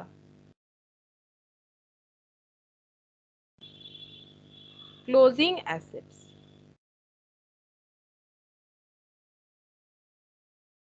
ठीक है, अगर ध्यान से देखो तो ये तो इनकम एक्सपेंडिचर में जाएगा। ये कौन सा है, ये जो पोर्शन है ये रिसिप्ट पेमेंट अकाउंट का, ये पोर्शन को अगर ध्यान से देखो तो ये रिसिप्ट पेमेंट अकाउंट का है। ठीक है, अच्छा ये जो है यहाँ पर ये नीचे का जो है ये क्लोजिंग बैलेंस शीट, यहाँ पर हो सकता है कि हमें दो बार बनाने के लिए बोले। ठीक है, मतलब हो सकता है कि हमारे पास कैपिटल फंड जो है वो क्वेश्चन में गिवन नहीं होगा, तो नहीं होगा तो हमें दो बैलेंस शीट बनाना पड़ेगा, एक तो प्रीवियस ईयर का जिससे हम लोग कैपिटल निकालेंगे, फिर करंट ईयर का। जब प्रीवियस ईयर का बैलेंस शीट बनाएंगे तब ये जो है ये हम लोगों का ओपनिंग बैलेंस शीट में जाएगा, जो ओपनिंग ओपनिंग लिखा हुआ है, जो क्लोजिंग क्लोजिंग लिखा हुआ है वो क्लोजिंग बैलेंस शीट में चला जाएगा। तो हम लोग इस तरह से सब्सक्रिप्शन अकाउंट बना सकते हैं, इससे हमारा गलती नहीं होगा और हम लोग आराम से सारा कैलकुलेशन कर सकते हैं। सबसे ज्यादा टफ एडजस्टमेंट सब्सक्रिप्शन से ही आता है। ठीक है, अच्छा देखो यहाँ पर क्वेश्चंस है, यहाँ से हम लोग देखते हैं। देखो यहाँ पर इलस्ट्रेशन वन क्या बोला है, on 31 December 2012 a club had subscription in area of 16,000। 2012 हम यहाँ पर ड्रॉ करके दिखाते कैसे होगा।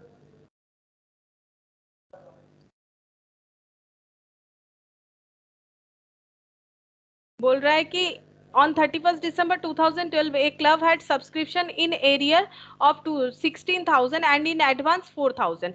तो जब 31st December 2012 आया, अब देखना पड़ेगा ये क्लोजिंग था कि ओपनिंग था, आगे पढ़ने से समझ में आएगा कि कब का सब्सक्रिप्शन अकाउंट। ये देखो मिल गया, बोल रहे कि right up subscription account for the year 2013। हमें 2013 का सब्सक्रिप्शन अकाउंट बनाने बोला, यानी 2012 ऑलरेडी हो चुका है, तो हम लोग यहाँ पर लिखेंगे 31st December 2012। ठीक है, यहाँ पर आउटस्टैंडिंग सब्सक्रिप्शन, एरियर मतलब आउटस्टैंडिंग सब्सक्रिप्शन था 16,000,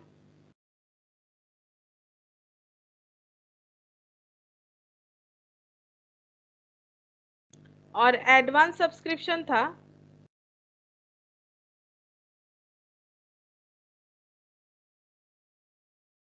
सब्सक्रिप्शन था 4,000। ठीक है, तो ये क्या हो गया, ये हो गया ओपनिंग एसेट, ये हो गया ओपनिंग लाइबिलिटी।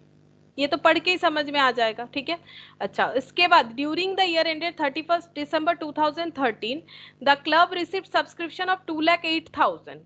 तो 2013 के एंड में 31st of December 2013 में ये पूरे साल भर में ड्यूरिंग द ईयर, ठीक है, इन्होंने कितना सब्सक्रिप्शन रिसीव किया है, सब्सक्रिप्शन रिसीव्ड 2,08,000,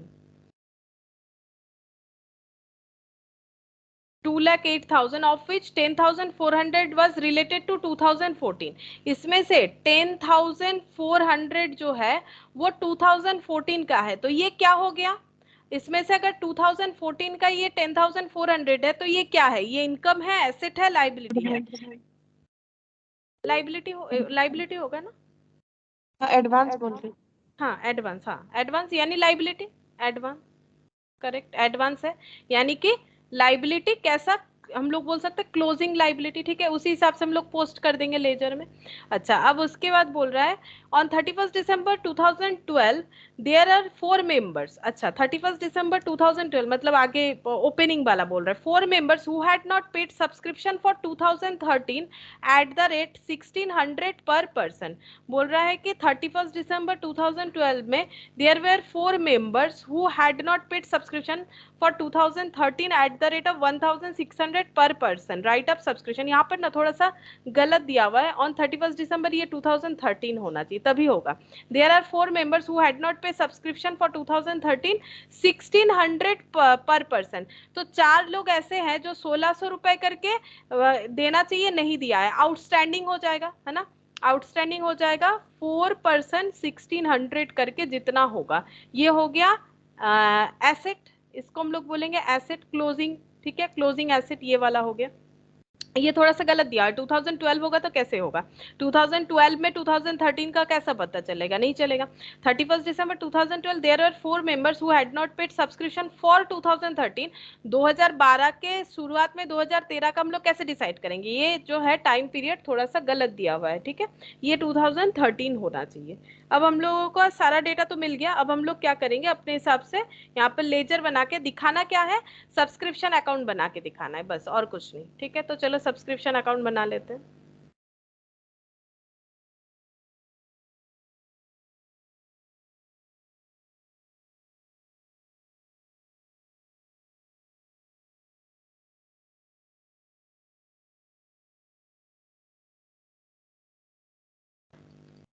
तो यहाँ पर हो जाएगा टू बैलेंस बीडी अगर कोई ओपनिंग एसेट है, इधर हो जाएगा बाई बैलेंस बीडी अगर कोई ओपनिंग लाइबिलिटी है। ये देखो ओपनिंग एसेट ओपनिंग लाइबिलिटी 16,000 और 4,000। अच्छा, अब ये जो पैसा रिसीव्ड हुआ है इसका ट्रांजैक्शन एंट्री बोलो, ये जो पैसा रिसीव हुआ है इसका एंट्री क्या होगा, सब्सक्रिप्शन रिसिप्ट का एंट्री क्या होगा। नॉर्मली जैसे हम लोग जर्नल एंट्री करते हैं, पैसा मिला कैश अकाउंट डेबिट या bank account debit to subscription, तो यहाँ पर क्या हो जाएगा बाई कैश या बैंक। कितना मिला है 2,08,000, लेकिन इसमें से बोल रहा है कि 10,400 2014 का है। ठीक है, यहां से 10,400 2014 का है, तो ये एडवांस हो गया, क्लोजिंग एडवांस, तो लाइबिलिटी टू बैलेंस सीडी 10,400। ठीक है, अच्छा, और बाकी जो क्लोजिंग ये देखो यहाँ पर by balance CD closing asset 1600 into 4 6400। अब ये टोटल करेंगे, यहाँ पर हमें पता चल जाएगा कि ड्यूरिंग द पीरियड का कितना है, बैलेंसिंग फिगर करके आंसर आ जाएगा। तो यहाँ पर ये हो गया 10,400 10,400। अच्छा, तो ये हो जाएगा 218400।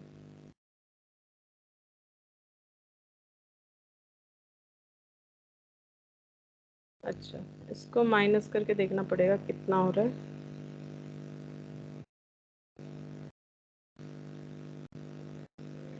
16,000 प्लस 10,400 माइनस 2,18,400 1,92,000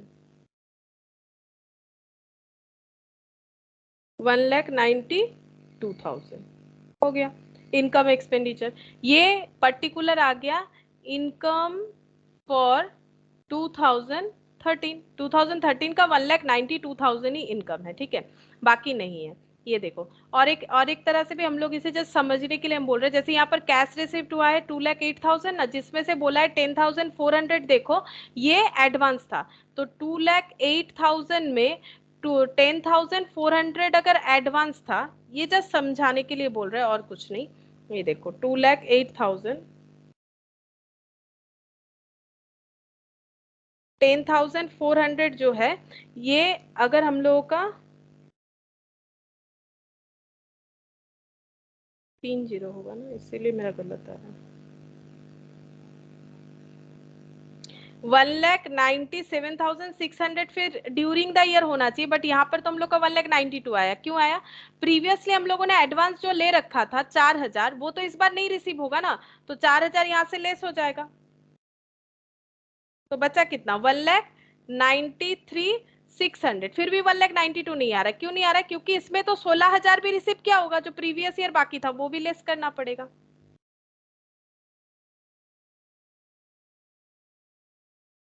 अच्छा एक सेकेंड, थोड़ा सा गलत बता दिया मैंने। ये जो 1,97,600 आया, इसमें से हम लोग 16,000 पहले हटा देंगे, क्योंकि ये जो है प्रीवियस ईयर का है। 1,97,600, ये जो पैसा बच रहा है, ये तो करेंट एडवांस है, ये पता ही है, तो एडवांस लेस कर दिया, बचा 1,97,600। इसमें से 16,000 प्रीवियस ईयर का रिसीव हुआ है, तो ये तो इस साल का है नहीं, तो माइनस कर देते हैं। बचा कितना 1,81,600। और 4,000 जो पहले एज ए एडवांस मिल चुका था, अभी नहीं मिलेगा, लेकिन जब रिकॉर्ड करेंगे तो ये इस साल के अकाउंटिंग में मुझे दिखाना पड़ेगा एज ए इनकम। ये as a liability previously recorded था, बट ये अभी एज ए इनकम रिकॉर्ड हो जाएगा, तो 4,000 ऐड कर लो, तो यहाँ पर आएगा 1,85,600। ठीक है, 1,85,600। और कितना पैसा मिलने वाला था, नहीं मिला, 6,400। इसमें 6,400 ऐड कर देंगे तो पता चल जाएगा कि इस साल का टोटल कितना हो रहा है। तो देखो 1,92,000, ये होता है लॉजिक कि हम लोगों ने सही किया है कि नहीं। देखो लॉजिकली इस तरह से कैलकुलेट हो जाएगा। 2,08,000 टोटल कैश रिसिप्ट है, बट कैश रिसिप्ट में तो हमारा during the year, previous year, current year सब एडेड होता है। फ्यूचर ईयर, इसमें फ्यूचर ईयर को लेस कर दिया 10,400, प्रीवियस ईयर को लेस कर दिया 16,000, तो आया 1,81,600, जिसमें से ये इस साल का होना चाहिए, लेकिन इस साल का बाकी कितना है 6,400 नहीं मिला, तो ये ऐड करेंगे। और 4,000 जो previously as a advance included था, वो एज ए इनकम इंक्लूडेड होगा। इनकम इंक्लूडेड होने के बाद 1,92,000 दिखेगा, तो यही हम लोग का इस साल का इनकम एक्सपेंडिचर में चला जाएगा। ये जरूरी नहीं है, ये जस्ट समझाने के लिए मैंने बोला। अच्छा, नेक्स्ट देखते हैं।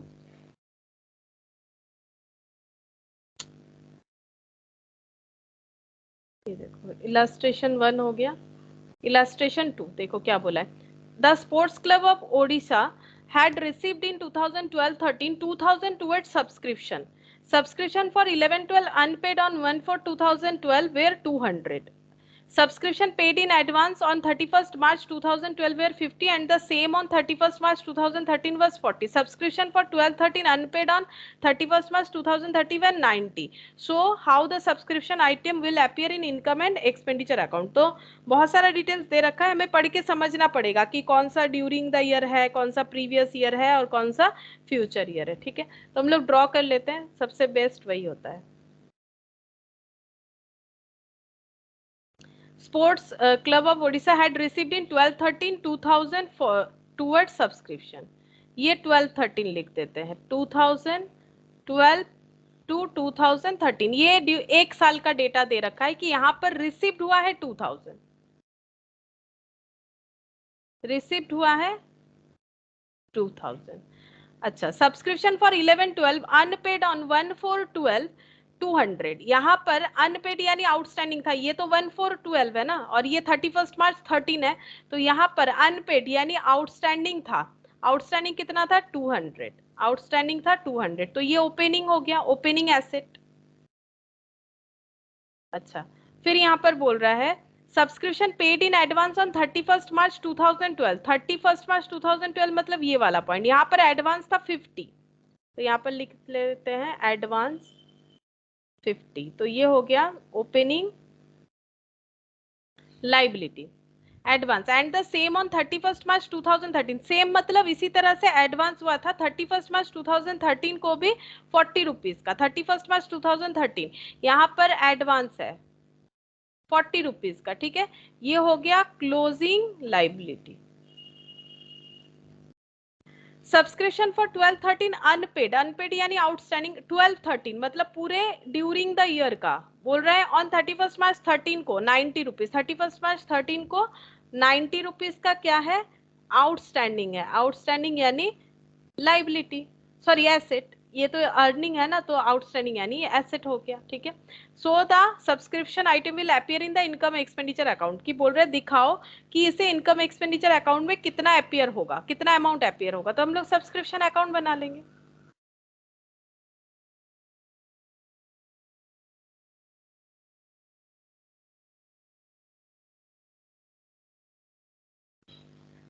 टू बैलेंस बीडी, ये हो जाएगा 200 बाई बैलेंस सीडी, ये हो गया 50 बाई कैश 2000 बाई बैलेंस, ये बीडी होगा बाई बैलेंस सीडी, और टू बैलेंस सीडी. तो 40 एडवांस है, 40 एडवांस लाइबिलिटी होता है, तो ये ओपनिंग है, ये इधर क्लोजिंग हो जाएगा 40, और यहाँ पर हो गया 90. अच्छा, तो ये हो गया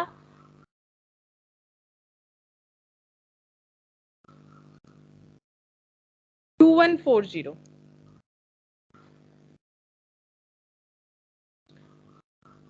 यहाँ पर 1900 हो जाएगा, 1900 आ रहा है, चेक करके देखो. 2140 हो रहा है इसका टोटल, और यहाँ पर हो रहा है 240 माइनस ये 240. यहाँ पर ऐड करके देख लेते, सही तो लिखा है मैंने शायद. 4 रुपए और 9 10 11 और एक तो, हाँ ठीक है. To income and expenditure balancing figure. ठीक है, इनकम एंड एक्सपेंडिचर में ये अमाउंट चला जाएगा इनकम एक्सपेंडिचर अकाउंट में. अच्छा, नेक्स्ट देखते हैं क्या दे रखा है. इलस्ट्रेशन 3 देखो क्या बोल रहा है. The amount of subscription appeared in the income expenditure account of south Indian club is 3,000. तो बोल रहा है कि सब्सक्रिप्शन अकाउंट में इनकम एक्सपेंडिचर का बैलेंस हम लोग अभी तक जो निकाल रहे थे, ये बोल रहे हैं कि गिवन है, दिया हुआ है 3,000. ठीक है, तो टू इनकम एक्सपेंडिचर 3,000 दिखा देंगे. Adjustment were made in respect of the following.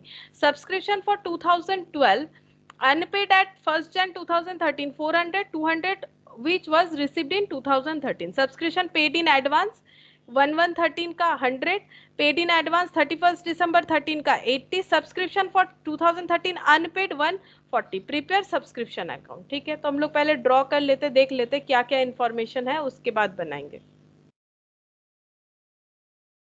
Illustration 3.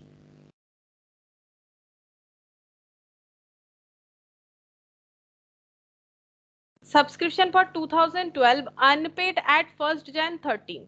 अच्छा 1st of Jan 13,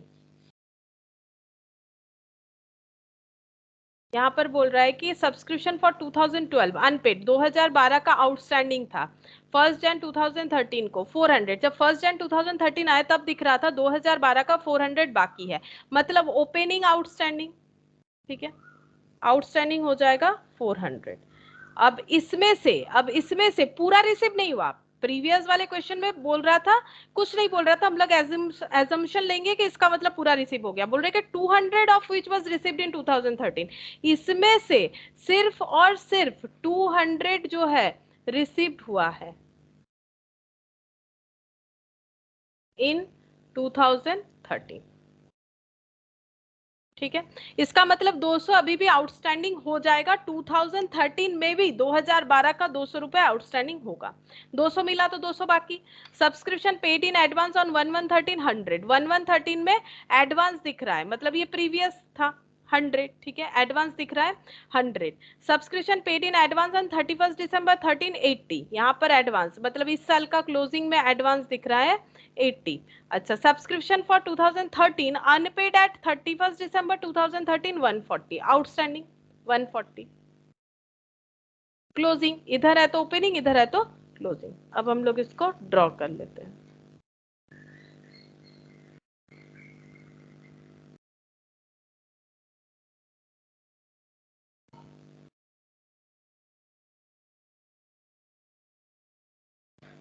to balance BD, तो यहाँ पर कितना बाकी था 400 और एडवांस है 100।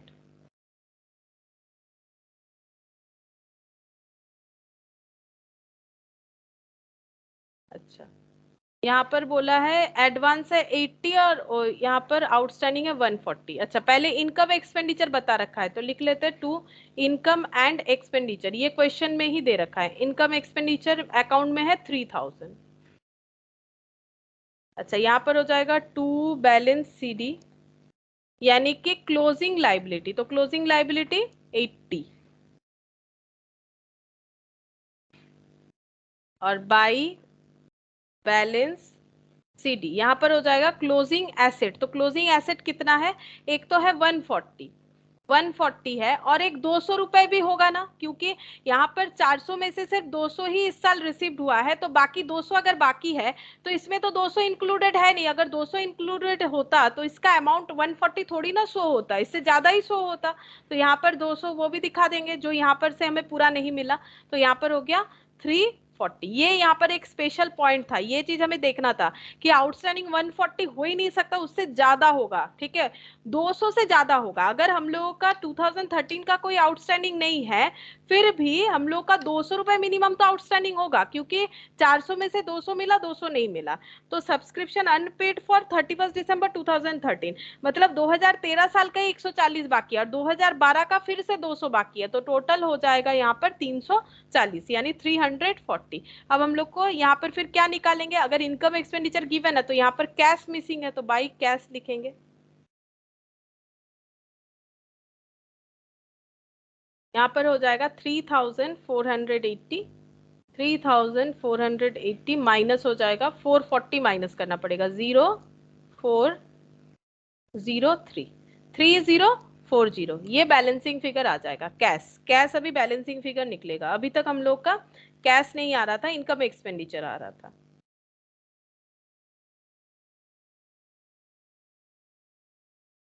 अच्छा नेक्स्ट देखते हैं। इलस्ट्रेशन 4 देखो क्या बोल रहे हैं। From the following information prepare subscription account for the year ending 31 March 2013, हमें 31 March 2013 का बनाने के लिए बोल रहा है, तो इसका मतलब 31 March 2013 नहीं 2000, हाँ 13, इसका मतलब ये हम लोग का क्लोजिंग हो जाएगा, ठीक है, closing. Subscription in arrear on 31 March 2012, मतलब यहाँ पर एरियर यानी आउटस्टैंडिंग है, ठीक है, एरियर यानी आउटस्टैंडिंग है 1500। ओपनिंग एसेट, अभी तक तो समझ में आ जाएगा हम लोग को प्रैक्टिस करते करते।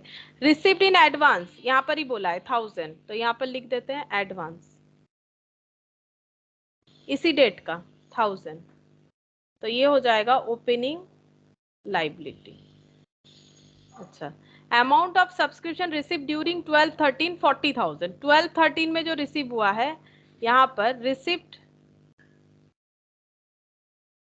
40,000। अच्छा, रिसिप्ट हुआ है 40,000 which includes 500 for the year 11-12, इसमें इंक्लूड्स है 500 फॉर 11-12, मतलब प्रीवियस ईयर का, इसमें 500 जो है मतलब प्रीवियस का जो बाकी था उसमें से 500 इस बार रिसीव हुआ है, 500 इस बार रिसीव हुआ है जो आउटस्टैंडिंग था उसमें से, ठीक है। अच्छा, उसके बाद यहाँ पर 1500 फॉर द ईयर 13-14, 1500 फॉर 13-14, इसमें 1500 फॉर 13-14 यानी ये फ्यूचर ईयर का, तो ये क्या हो गया, ये एडवांस हो जाएगा। अगर हम लोगों ने 40,000 में 1500 नेक्स्ट ईयर का रिसीव कर रखा है तो ये एडवांस हो गया, और ये जो है ये आउटस्टैंडिंग का इतना हम लोगों ने इसका मतलब रिसीव किया है जो आउटस्टैंडिंग था 11-12 में, 11-12 में आउटस्टैंडिंग था, तभी तो ये 1500 यहाँ पर आउटस्टैंडिंग दिख रहा है ना, उसमें से 500 रिसीव किया। सब्सक्रिप्शन आउटस्टैंडिंग 1000 दिखा रहा है, ये कब का दिखा रहा है, ये इस टाइम का दिखा रहा है, आउटस्टैंडिंग 1000 इस साल का, ठीक है। अब हमें इसको प्रिपेयर करना पड़ेगा, तो यहाँ पर बनाते हैं सब्सक्रिप्शन अकाउंट।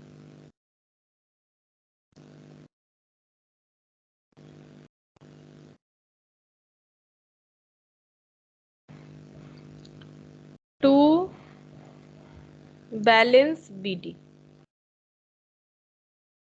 1500 और एडवांस है 1000 बाई बैलेंस बीडी 1000। अच्छा, पैसा मिला है बाई बैंक 40,000, लेकिन इसका बाइफर्केशन है, बाई बैंक यहाँ पर लिख देते हैं 40,000। अगर इसको हम लोग अलग अलग दिखाएं, अलग अलग दिखाएं तो कैसे दिखाएंगे, 11-12 का 500 ऐसे दिखा देंगे, इसमें 11-12 का है 500, 13-14 का एडवांस जो है 13-14 का है 1500, तो 12-13 का कितना है, बाकी अमाउंट हो जाएगा, यहाँ पर दिखाना पड़ेगा, ठीक है। अच्छा, ये एडवांस है तो इधर क्लोज हो जाएगा, टू बैलेंस सी डी 1500, ठीक है। और यहाँ पर दिखाएंगे बाई बैलेंस सी डी, यहाँ पर आउटस्टैंडिंग दिखेगा 1000 बोल रहा है 1000, ठीक है। तो 1000 कब का है, 12-13 का 1000, ठीक है।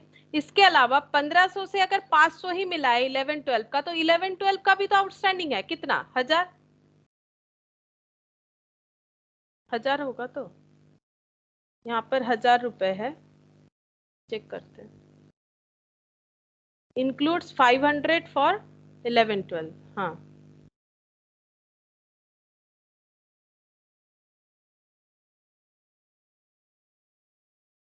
तो यहाँ पर हो जाएगा 1000 40 41,000 41 1 1 2 3 43,000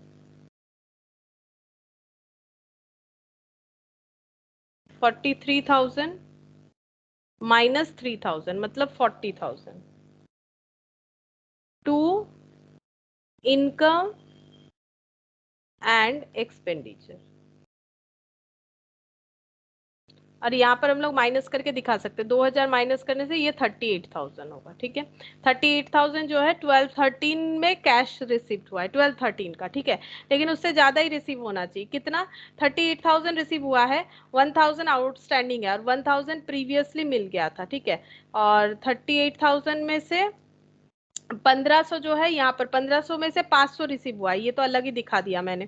38,000 में से अभी तक नहीं मिला है 1000, मतलब 39,000 और 1000 यहाँ पर लेस कर दो, कितना हो जाएगा, 38,000 आ रहा है, तो फिर एक सेकेंड, 38,000 हम लोगों ने 12-13 का रिसीव किया, ठीक है, उसमें से 1000 39 और 1, हाँ 40 हो रहा है, तो ये देखो 38,000 और 1000 मिलना चाहिए जो अभी तक नहीं मिला है, 39,000 और 1000 प्रीवियसली मिला हुआ था, तो अर्निंग अगर दिखाना चाहेंगे तो 40,000 होगा। ठीक है, यहाँ पर मैट के साथ हम लोग का टैली नहीं हुआ, इसका रीजन ये है कि यहाँ पर ना गलत है। गलत क्या है क्वेश्चन में, यहाँ पर बोला है देखो सेम ही क्या है हम लोगों के तरह ही, इन्होंने भी बैलेंस बीडी उतना ही दिखाया, बाई बैलेंस बीडी सारा चीज सही है, बट ये लोग दिखा रहे हैं 11-12 का बाकी है 500, बट ये पॉसिबल कैसा है, 11-12 का तो 500 बाकी नहीं रह सकता है ना, क्योंकि 11-12 का कितना रिसीव हुआ है subscription arrear in arrear on 31 मार्च 2012 1500, यहाँ पर amount receive during the year 12-13 40,000 which includes 500 for the year 11-12, ऐसे बोला है।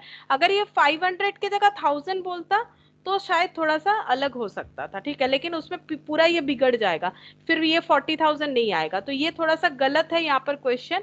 हम लोगों का जो क्वेश्चन दिया हुआ है उसके हिसाब से आंसर जो है 40,000 ही आएगा, ये देखो उसके हिसाब से आंसर जो है 40,000 ही आएगा। ठीक है, यहाँ पर एकमात्र यहाँ पर 500 रुपए होगा तभी पॉसिबल, या फिर ये अगर चेंज होगा तो पूरा क्वेश्चन एज इट इज हो जाएगा। सब्सक्रिप्शन आउटस्टैंडिंग ये 1000 के जगह अगर 500 होगा तो हम लोग का क्वेश्चन इनके तरह ही सॉल्व हो जाएगा, हम लोग का आंसर बिल्कुल सही है।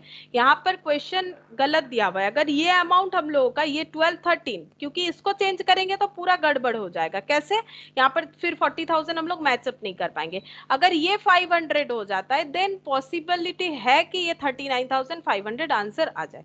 बाकी हम लोग का पूरा आंसर जो है वो सही किया हुआ है, मैच इसीलिए नहीं हो रहा है क्योंकि यहाँ पर जो है गलत दे रखा है। ठीक है, तो फिर यहाँ पर ये वाला 500 होना चाहिए, तब आंसर जो है मैच हो जाएगा। अच्छा, ये है इलस्ट्रेशन 5। अच्छा, ये थोड़ा सा अलग है, इसको हम लोग बाद में करेंगे, इलस्ट्रेशन 5 को बाद में करेंगे। ठीक है, अभी हम लोग इलस्ट्रेशन 6 करेंगे। देखो इलस्ट्रेशन 6 में क्या दे रखा है, एक कैश बुक का समरी दे रखा है। ठीक है, the following of cash book मतलब रिसिप्ट पेमेंट अकाउंट दे रखा है, फिर क्या बोला है, on April 1, 2012 the club's asset were furniture restaurant stock of prize was owing for supply to the restaurant। ठीक है, ये सब बता रखा है। On 31 March 2013 the restaurant stock were 3000 मतलब closing stock, prize in hand were 500 while the club owed 5,600 for restaurant supplies।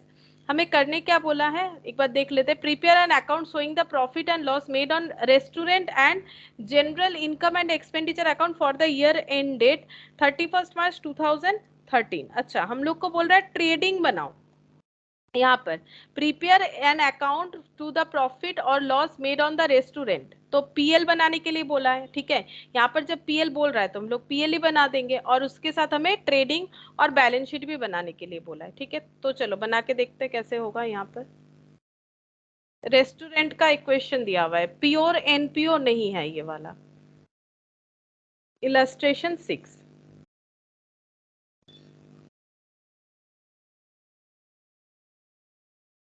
Restaurant trading account, फिर से एक बार पढ़ लेंगे क्वेश्चन। ठीक है, for the year end date 31st of March 2013।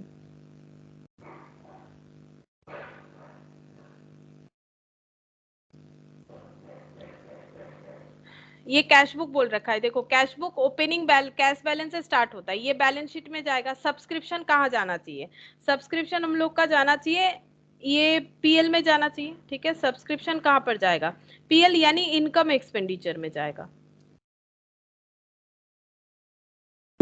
ये income expenditure में जाएगा। एंट्रांस फीस ये इनकम एक्सपेंडिचर में भी जा सकता है, बैलेंस शीट में भी जा सकता है, डिपेंड कर रहा है कि गिवन इन्फॉर्मेशन क्या है। एंट्रांस फीस कैपिटलाइज भी हो सकता है, रेवेन्यू भी हो सकता है, तो अब देखना पड़ेगा क्या दिया हुआ है। रेस्टोरेंट रिसिप्ट, रेस्टोरेंट का पैसा है यानी रेस्टोरेंट का सेलिंग का पैसा है, तो ये रेस्टोरेंट ट्रेडिंग बना रहे तो वहां पर ट्रेडिंग में जाना चाहिए, बोला हुआ था ना क्वेश्चन में।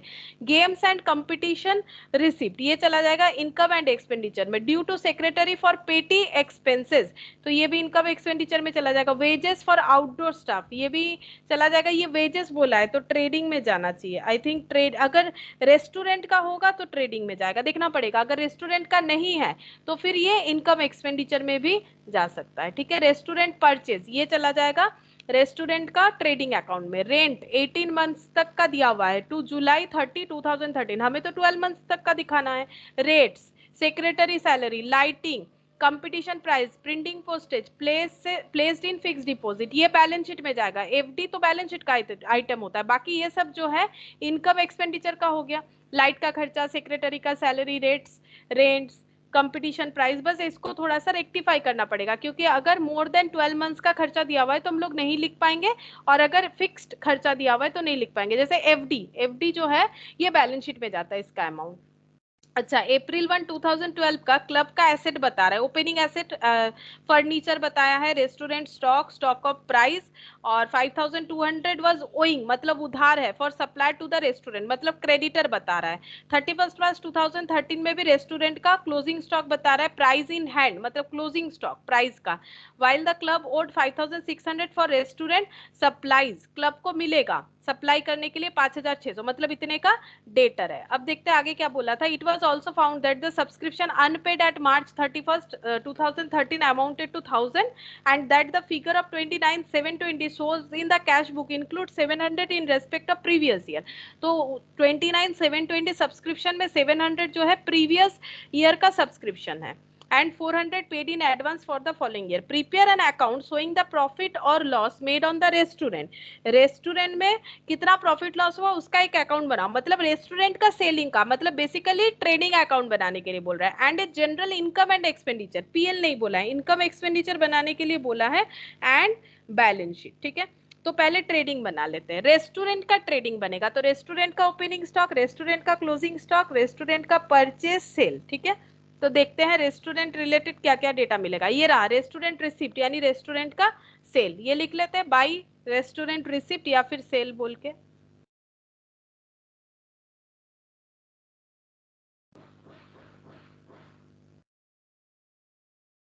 $56,800। ठीक है, रेस्टोरेंट रिसिप्ट। अब रेस्टोरेंट का परचेज, एक काम करते हैं सारा चीज ही बना लेते हैं तभी सही रहेगा। यहाँ पर लिख लेते हैं income and expenditure for the year ended, इस तरह से पूरा ही लिखना पड़ता है, अभी हम ऐसे ही लिख देते हैं बस। इनकम एक्सपेंडिचर,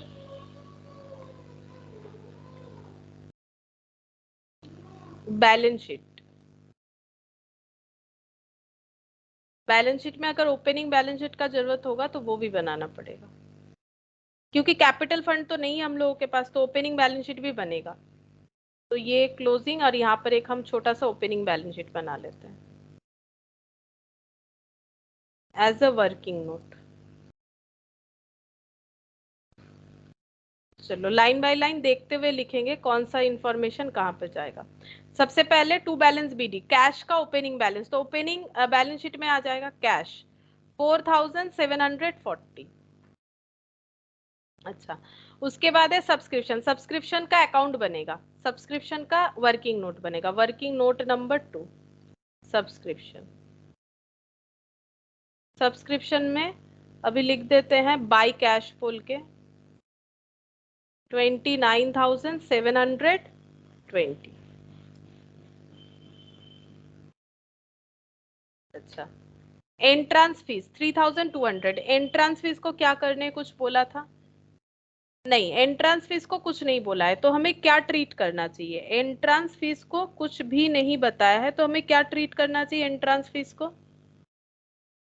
मैंने लिखवाया है, देखो कुछ नहीं बोलने से कैपिटल ट्रीट होगा ना, ये देखो आज ही तो लिखवाया, यहाँ पर स्टार्टिंग में ही तो लिखवाया एंट्रांस फीस का नोट्स देखो, कैपिटलाइज्ड होगा तो ऐसा। If question is silent then take assumption and give notes. अच्छा, कुछ नहीं बोलेगा तो अपने हिसाब से एजम्पशन ले लो या फिर क्वेश्चन फॉलो करो। तो कुछ तो बोला नहीं है, तो अब लोग कुछ नहीं बोलेगा तो ज्यादा प्रेफरेबल होता है कि हम लोग इसको कैपिटल ट्रीट करें। ठीक है, तो कैपिटल ही ट्रीट कर लेंगे, तो यहाँ पर लिखेंगे, क्योंकि मैट वही हमें अलाउड कर रहा है, तो हमें ये याद रखना है अगर कुछ मेंशन नहीं करेगा तो हम लोग कैपिटल ट्रीट करेंगे। 3200 एंट्रेंस फीस। अच्छा, रेस्टोरेंट रिसिप्ट ये चला जाएगा रेस्टोरेंट रिसिप्ट में 56,800 लिख दिया। गेम्स एंड कंपटीशन रिसिप्ट ये चला जाएगा इनकम एंड एक्सपेंडिचर में, games and competition receipt. 13,640 income expenditure में जाएगा। ओ, ये एंट्रेंस फीस मैंने यहाँ पर लिख दिया, सॉरी, ये बैलेंस शीट में लिखना था। यहाँ पर पहले लिख लेते हैं, by games and competition fees receipt 13,640। अच्छा, एंट्रेंस फीस बैलेंस शीट में लिखना था।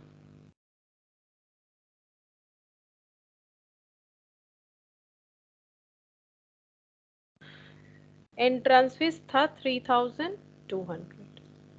अच्छा, due to secretary for petty expenses, petty expenses के लिए सेक्रेटरी को 80 रुपए जो है, 800 नहीं, 80 रुपए जो है वो देना है, ठीक है। तो आउटस्टैंडिंग है, पेटी एक्सपेंसेस का खर्चा आउटस्टैंडिंग है। तो पेटी एक्सपेंसेस का खर्चा जो है वो तो कैश है, तो एसेट है, ठीक है। मतलब पेटी कैश एसेट होता है, अब एक्सपेंसेस का पैसा नहीं दिया तो वो तो लाइबिलिटी हो जाएगा, तो यहाँ पर लिखेंगे outstanding for petty expenses 80 rupees. अच्छा, यहाँ पर वेजेस, आउटडोर स्टाफ का वेजेस है 13,380, ठीक है। तो ये इनकम एक्सपेंडिचर में जाएगा, ये रेस्टोरेंट का तो बोला नहीं है। To wages 13,380।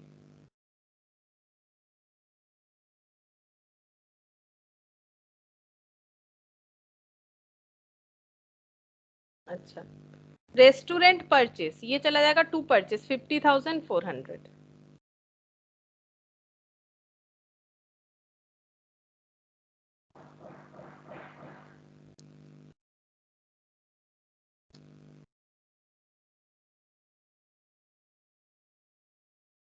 50,400। अच्छा, रेंट बोला है 18 मंथ्स का दिया हुआ है, अप टू जुलाई 30 तक 7,500, तो यहाँ पर रेंट का खर्चा दिखाना पड़ेगा। टू रेंट हम लोगों को 12 मंथ्स का दिखाना चाहिए, ठीक है। तो 7,500 दिया हुआ है, कितने मंथ्स का, 18 मंथ्स का। तो डिवाइडेड बाय 18 करेंगे तो पता चल जाएगा कि एक एक मंथ का कितना है, और कितने मंथ का फिर प्रीपेड हो जाएगा। वैसे रेंट का खर्चा कितना है, रेंट का खर्चा टोटल दिया हुआ है 7,500। 7,500 में से हमें यहाँ पर प्रीपेड जो है लेस कर देना चाहिए, तो हम यहाँ पर पहले 7,500 दिखा देते हैं, लेस कर देंगे प्रीपेड। प्रीपेड कितने दिन का हो जाएगा, प्रीपेड हो जाएगा यहाँ पर 18 मंथ्स बोला है, 18 months to July 30। 18 months to July, मतलब देखो ये ऐसा नहीं है कि 6 महीने का हमें ज्यादा, हमने ज्यादा दिया, ऐसा बात नहीं है। ये तो रेंट के एग्रीमेंट के हिसाब से 18 महीने का दिया हुआ है, लेकिन जुलाई 30 हमारे बुक्स ऑफ अकाउंट्स के हिसाब से क्या आता है, हमें तो अपने अकाउंटिंग ट्रीटमेंट जो है ईयर एंड कब हो रहा है उसके हिसाब से करना है। मार्च में ईयर एंड होगा, तो मार्च तक दे देने से ही सही है, वही हमारा अकाउंट ड्यूरिंग द ईयर होगा। अप्रैल मई जून, अप्रैल मई जून जुलाई 4 मंथ्स हो जा रहा है, ठीक है। तो 4 मंथ्स तक का हमारा बाकी रहेगा, इसका मतलब प्रीपेड दिया है हम लोगों ने। एक बार देख लेते हैं फिर से रेंट का एडजस्टमेंट, और कुछ बोला है रेंट के लिए।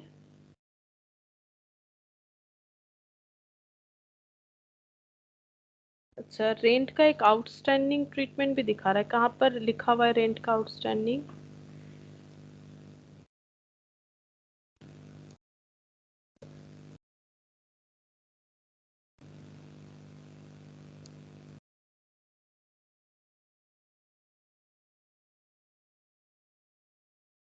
18 महीने का तभी दिया जाएगा जो पहले बाकी था, ऑब्वियसली इसीलिए जुलाई दे रखा है। जुलाई, तो मार्च अप्रैल मई जून, देखते रेंट का कुछ तो बताना चाहिए, नीचे कुछ नहीं बताया क्या।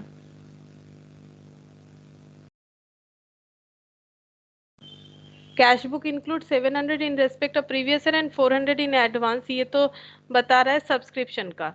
अच्छा, general income and expenditure account for the year together with the balance sheet that after 10% of the furniture, depreciation का बोल रहा है।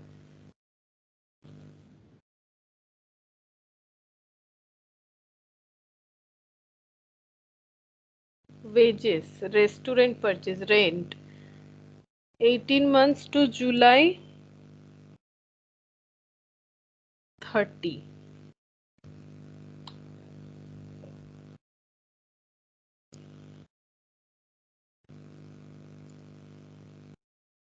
जुलाई 30 को 18 मंथ्स होता है, इसको इस तरह से समझना पड़ेगा।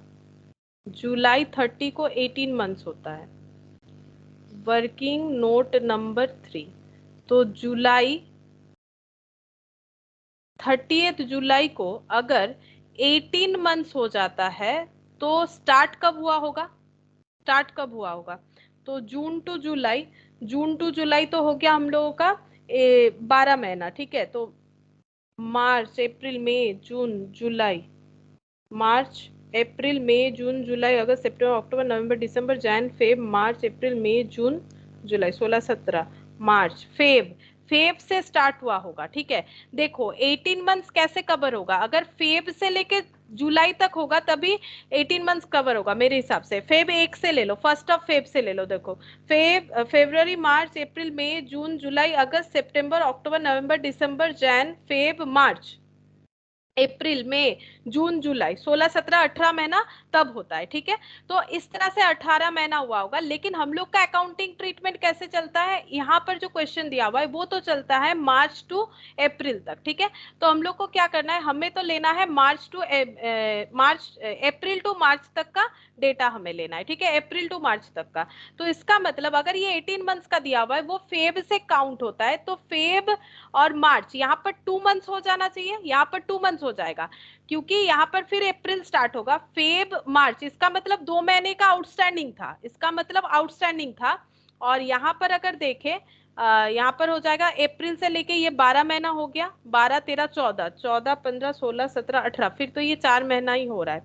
लेकिन इन्होंने 3 मंथ्स दे रखा है, ये कैसे पॉसिबल होगा? फर्स्ट फेब से, फेब फरवरी मार्च अप्रैल मई जून जुलाई अगस्त सितंबर अक्टूबर, ये 30 जुलाई कब का दे रखा है? 2013 का दे रखा है, 30 जुलाई 2013 दे रखा है। तो ये मुझे फर्स्ट फेब कब का लेना पड़ेगा? 2012 का अगर लेंगे तो क्या होगा देखते हैं। फेब फरवरी मार्च अप्रैल मई जून जुलाई अगस्त सितंबर अक्टूबर नवंबर दिसंबर जैन फेब मार्च अप्रैल मई जून जुलाई, 30 जुलाई तक 16 17 18 महीना हो रहा है, 30 जुलाई तक 18 महीना हो रहा है। हाँ, और मुझे अकाउंटिंग ट्रीटमेंट करना है कहाँ से कहाँ तक का? 1 अप्रैल 2000, ये डेट देखना पड़ेगा। ये डेट बन रहा है 1 अप्रैल 12 से लेके 31 मार्च 13 का, 1 अप्रैल 12 से लेके 31 मार्च 13 का, ठीक है। ये 13 तक का लेना है। तो मार्च के बाद मार्च अप्रैल मई जून, अप्रैल मई जून जुलाई, इधर 4 मंथ्स हो जा रहा है। और यहाँ पर हो जाएगा फेब मार्च, 2 मंथ्स हो जाएगा। तो 12 महीना, 12 2 14 और 4 18।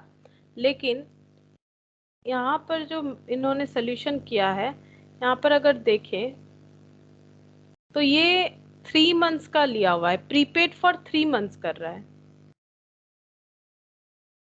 3 मंथ्स कैसे पॉसिबल है? प्रीपेड तो 4 मंथ्स ही हो रहा है। तो ये जून होना चाहिए फिर, तब जाके होगा। प्रीपेड फॉर 3 मंथ्स, 3 मंथ्स का मतलब तो ये, या तो ये जून होना चाहिए या फिर इधर कम बेसी होगा।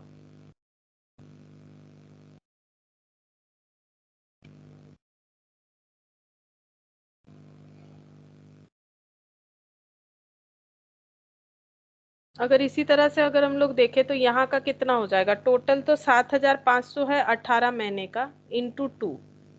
और यहाँ पर हो जाएगा 7500 डिवाइडेड बाई 18 इंटू 4। देखते कितना होता है।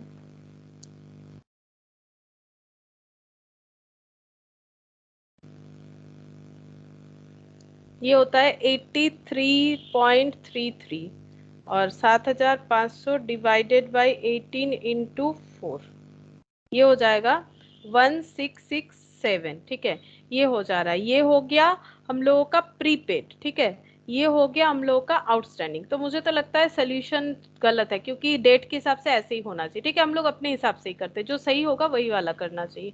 तो ये आउटस्टैंडिंग जो है ये हम लोगों को लेस कर देना है, और जो एडवांस है, एडवांस किया हुआ है वो भी हम लोगों का लेस हो जाएगा। तो लेस कर देते हैं 833 और 1667।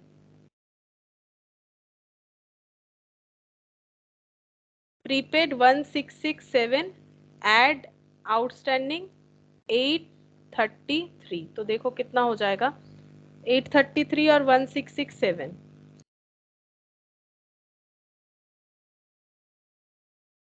2500 माइनस 7500, तो 5000 आ रहा है। ठीक है, ये आ गया 5000, 5000 आ रहा है। अच्छा, अब यहाँ पर नेक्स्ट देखते हैं। देखो रेंट का हो गया, रेंट के बाद है रेट्स। रेट्स है 2700, टू रेट्स 2700 रेट्स हो गया।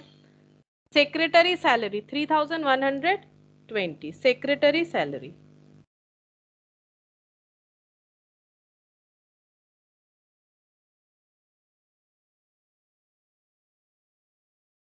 $3120। अच्छा, ये हो गया secretary salary. Lighting, lighting 7200।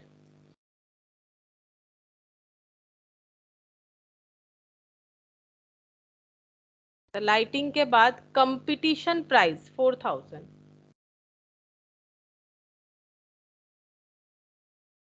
Competition price में भी एडजस्टमेंट था, तो इसका वर्किंग नोट बना लेंगे। ठीक है, उसके बाद ही लिखेंगे। कंपटीशन प्राइस यहाँ पर ओपनिंग और क्लोजिंग स्टॉक दे रखा था। स्टॉक ऑफ प्राइस 800 ओपनिंग था, और स्टॉक ऑफ यहाँ पर क्लोजिंग दिखा रहा था प्राइस का स्टॉक 500। तो ये प्राइस जो है, जो प्राइस खरीदा गया है उसका स्टॉक ओपनिंग पहले था 800। ठीक है, उसके बाद हम लोगों ने प्राइस का 4000 का खर्चा किया। ठीक है, 4000 का खर्चा हुआ, फिर भी 500 बचा हुआ है। ठीक है, फिर भी 500 बचा हुआ है, तो हमें ये देखना पड़ेगा कि कितना कंजम्पशन हुआ है। ठीक है, ओपनिंग स्टॉक क्लोजिंग स्टॉक, इसे स्टॉक की तरह ट्रीट करना पड़ेगा। तो competition price working note number 4 बना लेते हैं।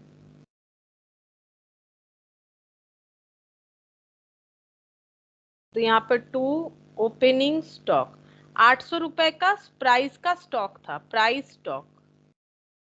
क्लोजिंग स्टॉक, क्लोजिंग स्टॉक बचा 500 का। ठीक है, अच्छा, और यहाँ पर हम लोगों का प्राइस, हम लोगों ने प्राइस दिया है, खर्चा हुआ है 4000 टू कैश, है ना। एंट्री क्या हुआ है, prize, competition prize account debit to cash. ठीक है, तो ये कंपटीशन प्राइस तो टू कैश हो गया 4000, तो 4800, और यहाँ पर 4800। तो ये हो गया बाई इनकम एंड एक्सपेंडिचर। यहाँ पर बैलेंसिंग फिगर करके आ जाएगा 4300। तो इतना हम लोगों का इस बार के लिए प्राइस का खर्चा हुआ है, ड्यूरिंग द पीरियड के लिए 4300। Working note number 4, 4300। अच्छा, कंपटीशन प्राइस हो गया। Printing and postage 6000, printing and postage 6000, ये हो गया 6000। फिक्स डिपॉजिट ये बैलेंस शीट में चला जाएगा 8000, एफडी। अच्छा, अब बोल रहा है क्लब का एसेट था फर्नीचर 48,000, ओपनिंग बैलेंस शीट में चला जाएगा फर्नीचर 48,000। अच्छा, उसके बाद रेस्टोरेंट का स्टॉक था 2600, रेस्टोरेंट स्टॉक 2600, ये यहाँ पर भी चला जाएगा ओपनिंग स्टॉक ऑफ रेस्टोरेंट बोल के।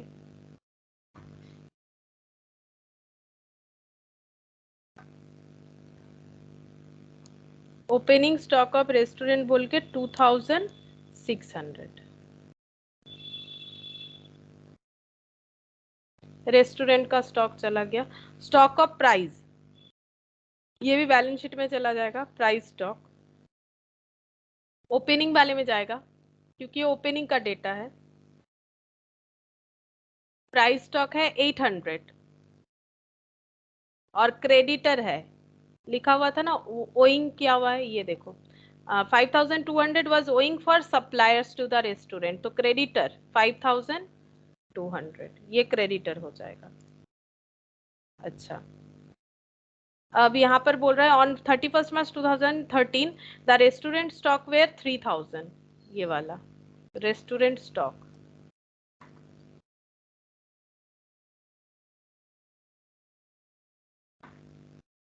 Restaurant stock 3000। अच्छा, ये क्लोजिंग स्टॉक में भी लिखना पड़ेगा, जो ट्रेडिंग अकाउंट बनाया हम लोगों ने बाय क्लोजिंग स्टॉक बोल के।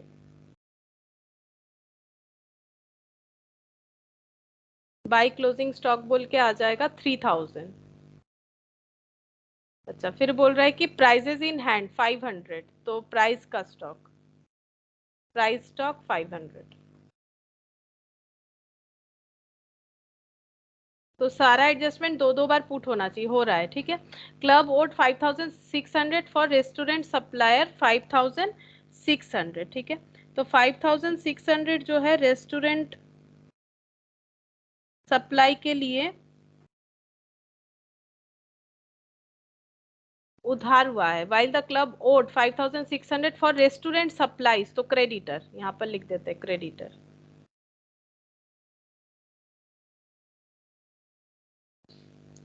अच्छा, it was also found that the subscription unpaid at 31st March 2013 1000, 31st March 2013 का सब्सक्रिप्शन आउटस्टैंडिंग है, तो यहाँ पर हो जाएगा 31st March 2013 मतलब एंड का, तो बाई बैलेंस सीडी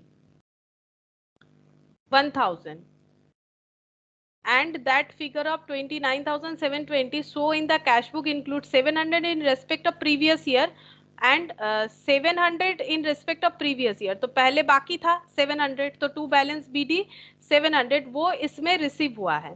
एंड यहाँ पर बोल रहा है 400 paid in advance for the following year, 400 advance है, तो टू बैलेंस सीडी एडवांस 400।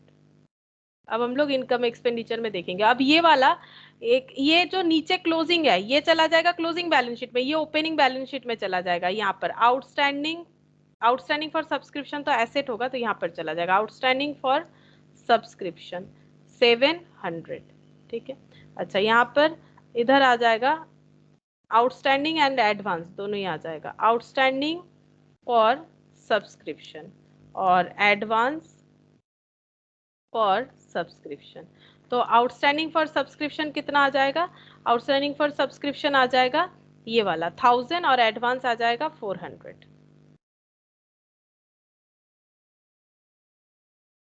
अच्छा, अब हम लोग सब्सक्रिप्शन का अकाउंट में देखेंगे कितना इनकम एक्सपेंडिचर में जाएगा। 30,720, 1100 माइनस करना पड़ेगा, 30,720 माइनस 30,720 माइनस 700 माइनस 400, 29,620 आ रहा है इनकम एक्सपेंडिचर में, 29,620 to income expenditure, working note number 2 में आ जाएगा 29,620 by income expenditure working note number 2 29,620। अच्छा,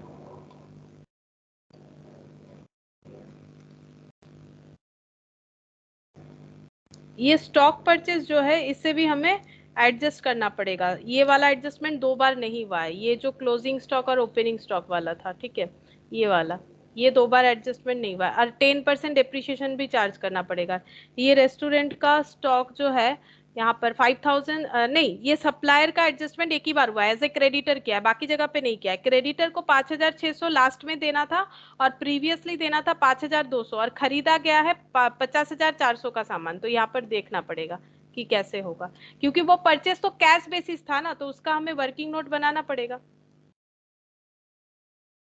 क्रेडिटर अकाउंट बनाएंगे, क्रेडिटर, तो बाई बैलेंस बीडी जो ओपनिंग क्रेडिटर है, ओपनिंग क्रेडिटर कितना है, जो पहला था 5200, और क्लोजिंग क्रेडिटर,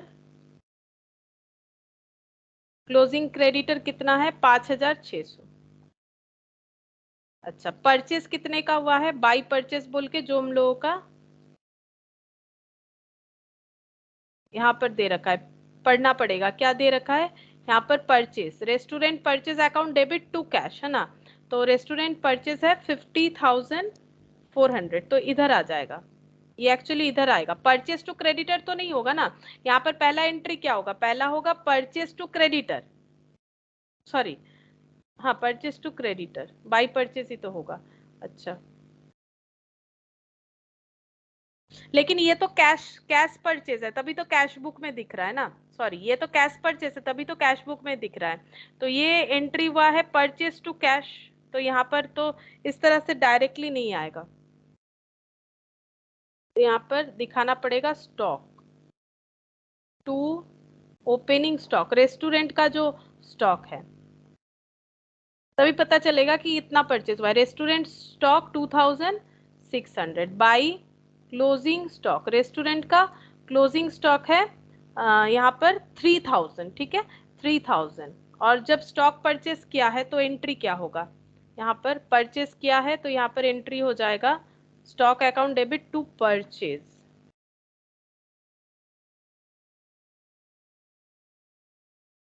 नहीं, इसे किस तरह से एडजस्ट करें, stock account debit to purchase तो नहीं दिखाएंगे, यहाँ पर परचेज कितना हुआ है 50,400, और भी परचेज हुआ है 50,400 का।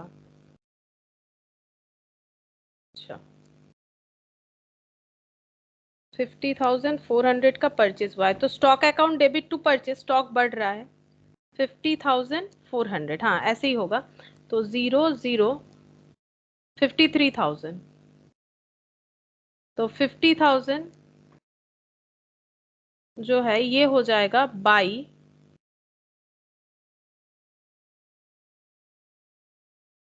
ये तो रेस्टोरेंट सेल हो जाना चाहिए, फिर स्टॉक कम हो रहा है मतलब ये सेल हो जाएगा,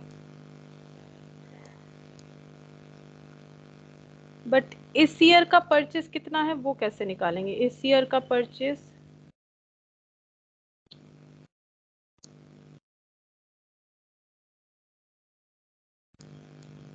2600 ओपनिंग स्टॉक था, क्लोजिंग स्टॉक 3000 है, हम लोगों ने 50,400 का, अगर हम लोग ऐसे नहीं करके सिंपल ऐसे कर लेते, इस अकाउंटिंग मेथड से भी होता है बट मुझे भी याद नहीं आ रहा है कैसे होगा ये वाला, अकाउंट ट्रीट करके भी होता है, इसका जगह छोड़ देते, चलो इसका जगह छोड़ देते, नेक्स्ट दिन बता देंगे।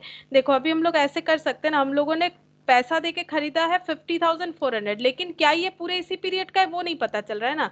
अब हमें क्या करना पड़ेगा, प्रीवियस ईयर का देखो, 5,600 हम लोगों का आउटस्टैंडिंग है इस साल के एंड में, ठीक है, तो आउटस्टैंडिंग है 5,600, ठीक है, तो हम लोगों ने 5,600 का भी परचेस किया होगा, तो टोटल 56,000 का हम लोगों के पास स्टॉक होना चाहिए, लेकिन यहाँ से हम लोगों को आउटस्टैंडिंग दिख रहा है, ये है 31 मार्च 13 का, ठीक है, और ये है 31 मार्च 14 का, मतलब ये 12 ओपनिंग वाला है, ठीक है, 5,200, तो ये माइनस करने से आएगा 50,800, इसका मतलब हम समझा देते हैं, हम लोगों ने इतना परचेस किया है, ये कैश दिखा रहा है, कैश बुक में दिखा रहा है हम लोगों ने 50,400 का परचेस किया है, लेकिन 31 मार्च 2013 के एंड में क्रेडिटर को 5,600 देना है ऐसा दिख रहा है, तो इसका मतलब हम लोगों ने और भी 5,600 का चीज परचेस किया होगा जो कैश बुक में रिफ्लेक्ट नहीं कर रहा है, क्योंकि कैश बुक जो है वो तो कैश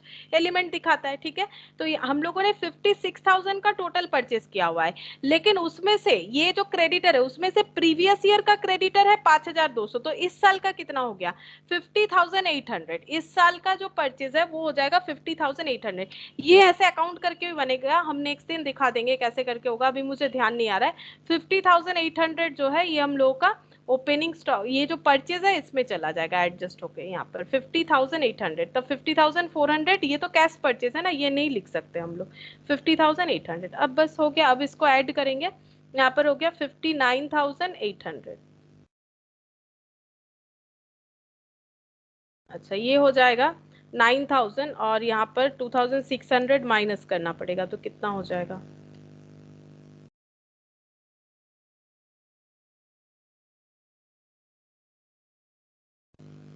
6,400, ठीक है, ये हो गया टू इनकम एंड एक्सपेंडिचर, ये लिख देते हैं, to GP transfer to income expenditure, to GP transfer to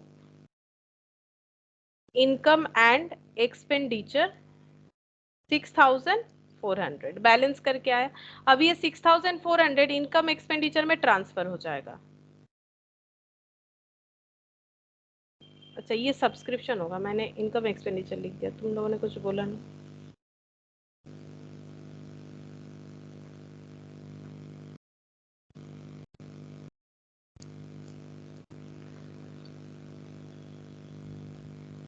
GP हो गया यहाँ पर 6,400, तो ऐड करना पड़ेगा 6,400 प्लस 29,620 प्लस 13,640। देखते हैं कितना होता है। 6,400 प्लस 29,620 प्लस 64 प्लस 13,640 49,660। अच्छा यहाँ पर डेप्रिसिएशन भी देना पड़ेगा, नहीं दिया है अभी तक हम लोगों ने। डेप्रिसिएशन, डेप्रिसिएशन कितना होगा, किस चीज पे होगा, बोल रहा है कि 10% फर्नीचर पे, तो फर्नीचर कितना था, फर्नीचर यहाँ पर दिखेगा,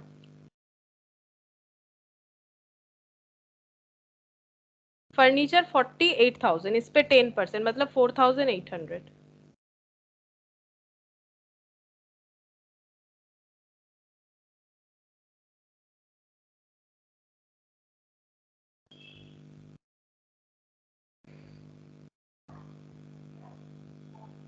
माइनस 13,380 माइनस 5,000 माइनस 2700 3120 7200 4300 6,000 4,800 3,160 सरप्लस आ गया, टू सरप्लस 3,160 49,660। अब ये 3,160 कैपिटल में ऐड हो जाएगा, जो कैपिटल फंड आएगा, ऐड सरप्लस 3,160 कैपिटल फंड यहाँ ये वाले बैलेंस शीट से कैलकुलेट होगा, ठीक है। अच्छा ये वाला जो बैलेंस शीट है इसमें और एक चीज जाएगा, आउटस्टैंडिंग रेंट जाएगा, जो मैंने कैलकुलेट किया था यहाँ पर आउटस्टैंडिंग रेंट, ये हो जाएगा 833.33, मतलब 833 ले लेते हैं। अच्छा इसका टोटल कितना हो जाएगा, 48,000 2,600 48,000 2,600 800 700 4,740 56,840 माइनस ये करना पड़ेगा,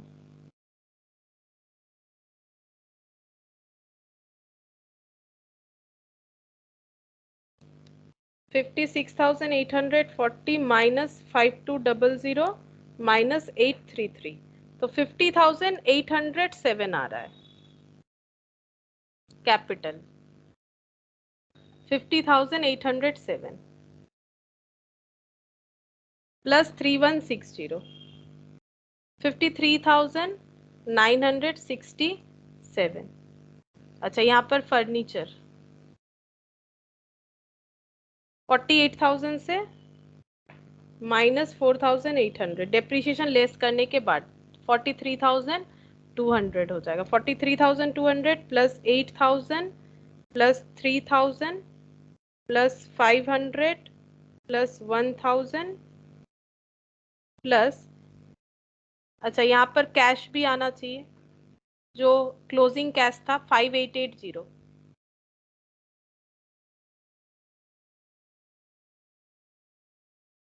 61,580 चेक करते हैं, 61,580 43,200 43,200 8,000 3,000 8,000 3,000 500 1,000 5880 1 2 3 4 और एक 6 आइटम, 7 आइटम होगा, कुछ एक रह गया। ओ, आउटस्टैंडिंग सब्सक्रिप्शन, अच्छा आउटस्टैंडिंग सब्सक्रिप्शन तो लिख दिया है। रेस्टोरेंट स्टॉक ये भी लिख दिया है, रेस्टोरेंट स्टॉक। अच्छा प्रीपेड रेंट जो मैंने निकाला था वो तो नहीं लिखा, प्रीपेड रेंट यहाँ पर उसका एडजस्टमेंट नहीं दिखा है, 1667 ये दिखाना पड़ेगा। अच्छा मेरा आंसर थोड़ा सा डिफर करेगा इनके साथ, देखते टैली हो जाना चाहिए मेरे हिसाब से। 1667 63,247 मेरा इतना आ रहा है। अब इधर टोटल करते हैं, 63,247 इधर आ रहा है 53,967, 3,280, 5,600 और 400, हाँ टैली हो रहा है 63,247।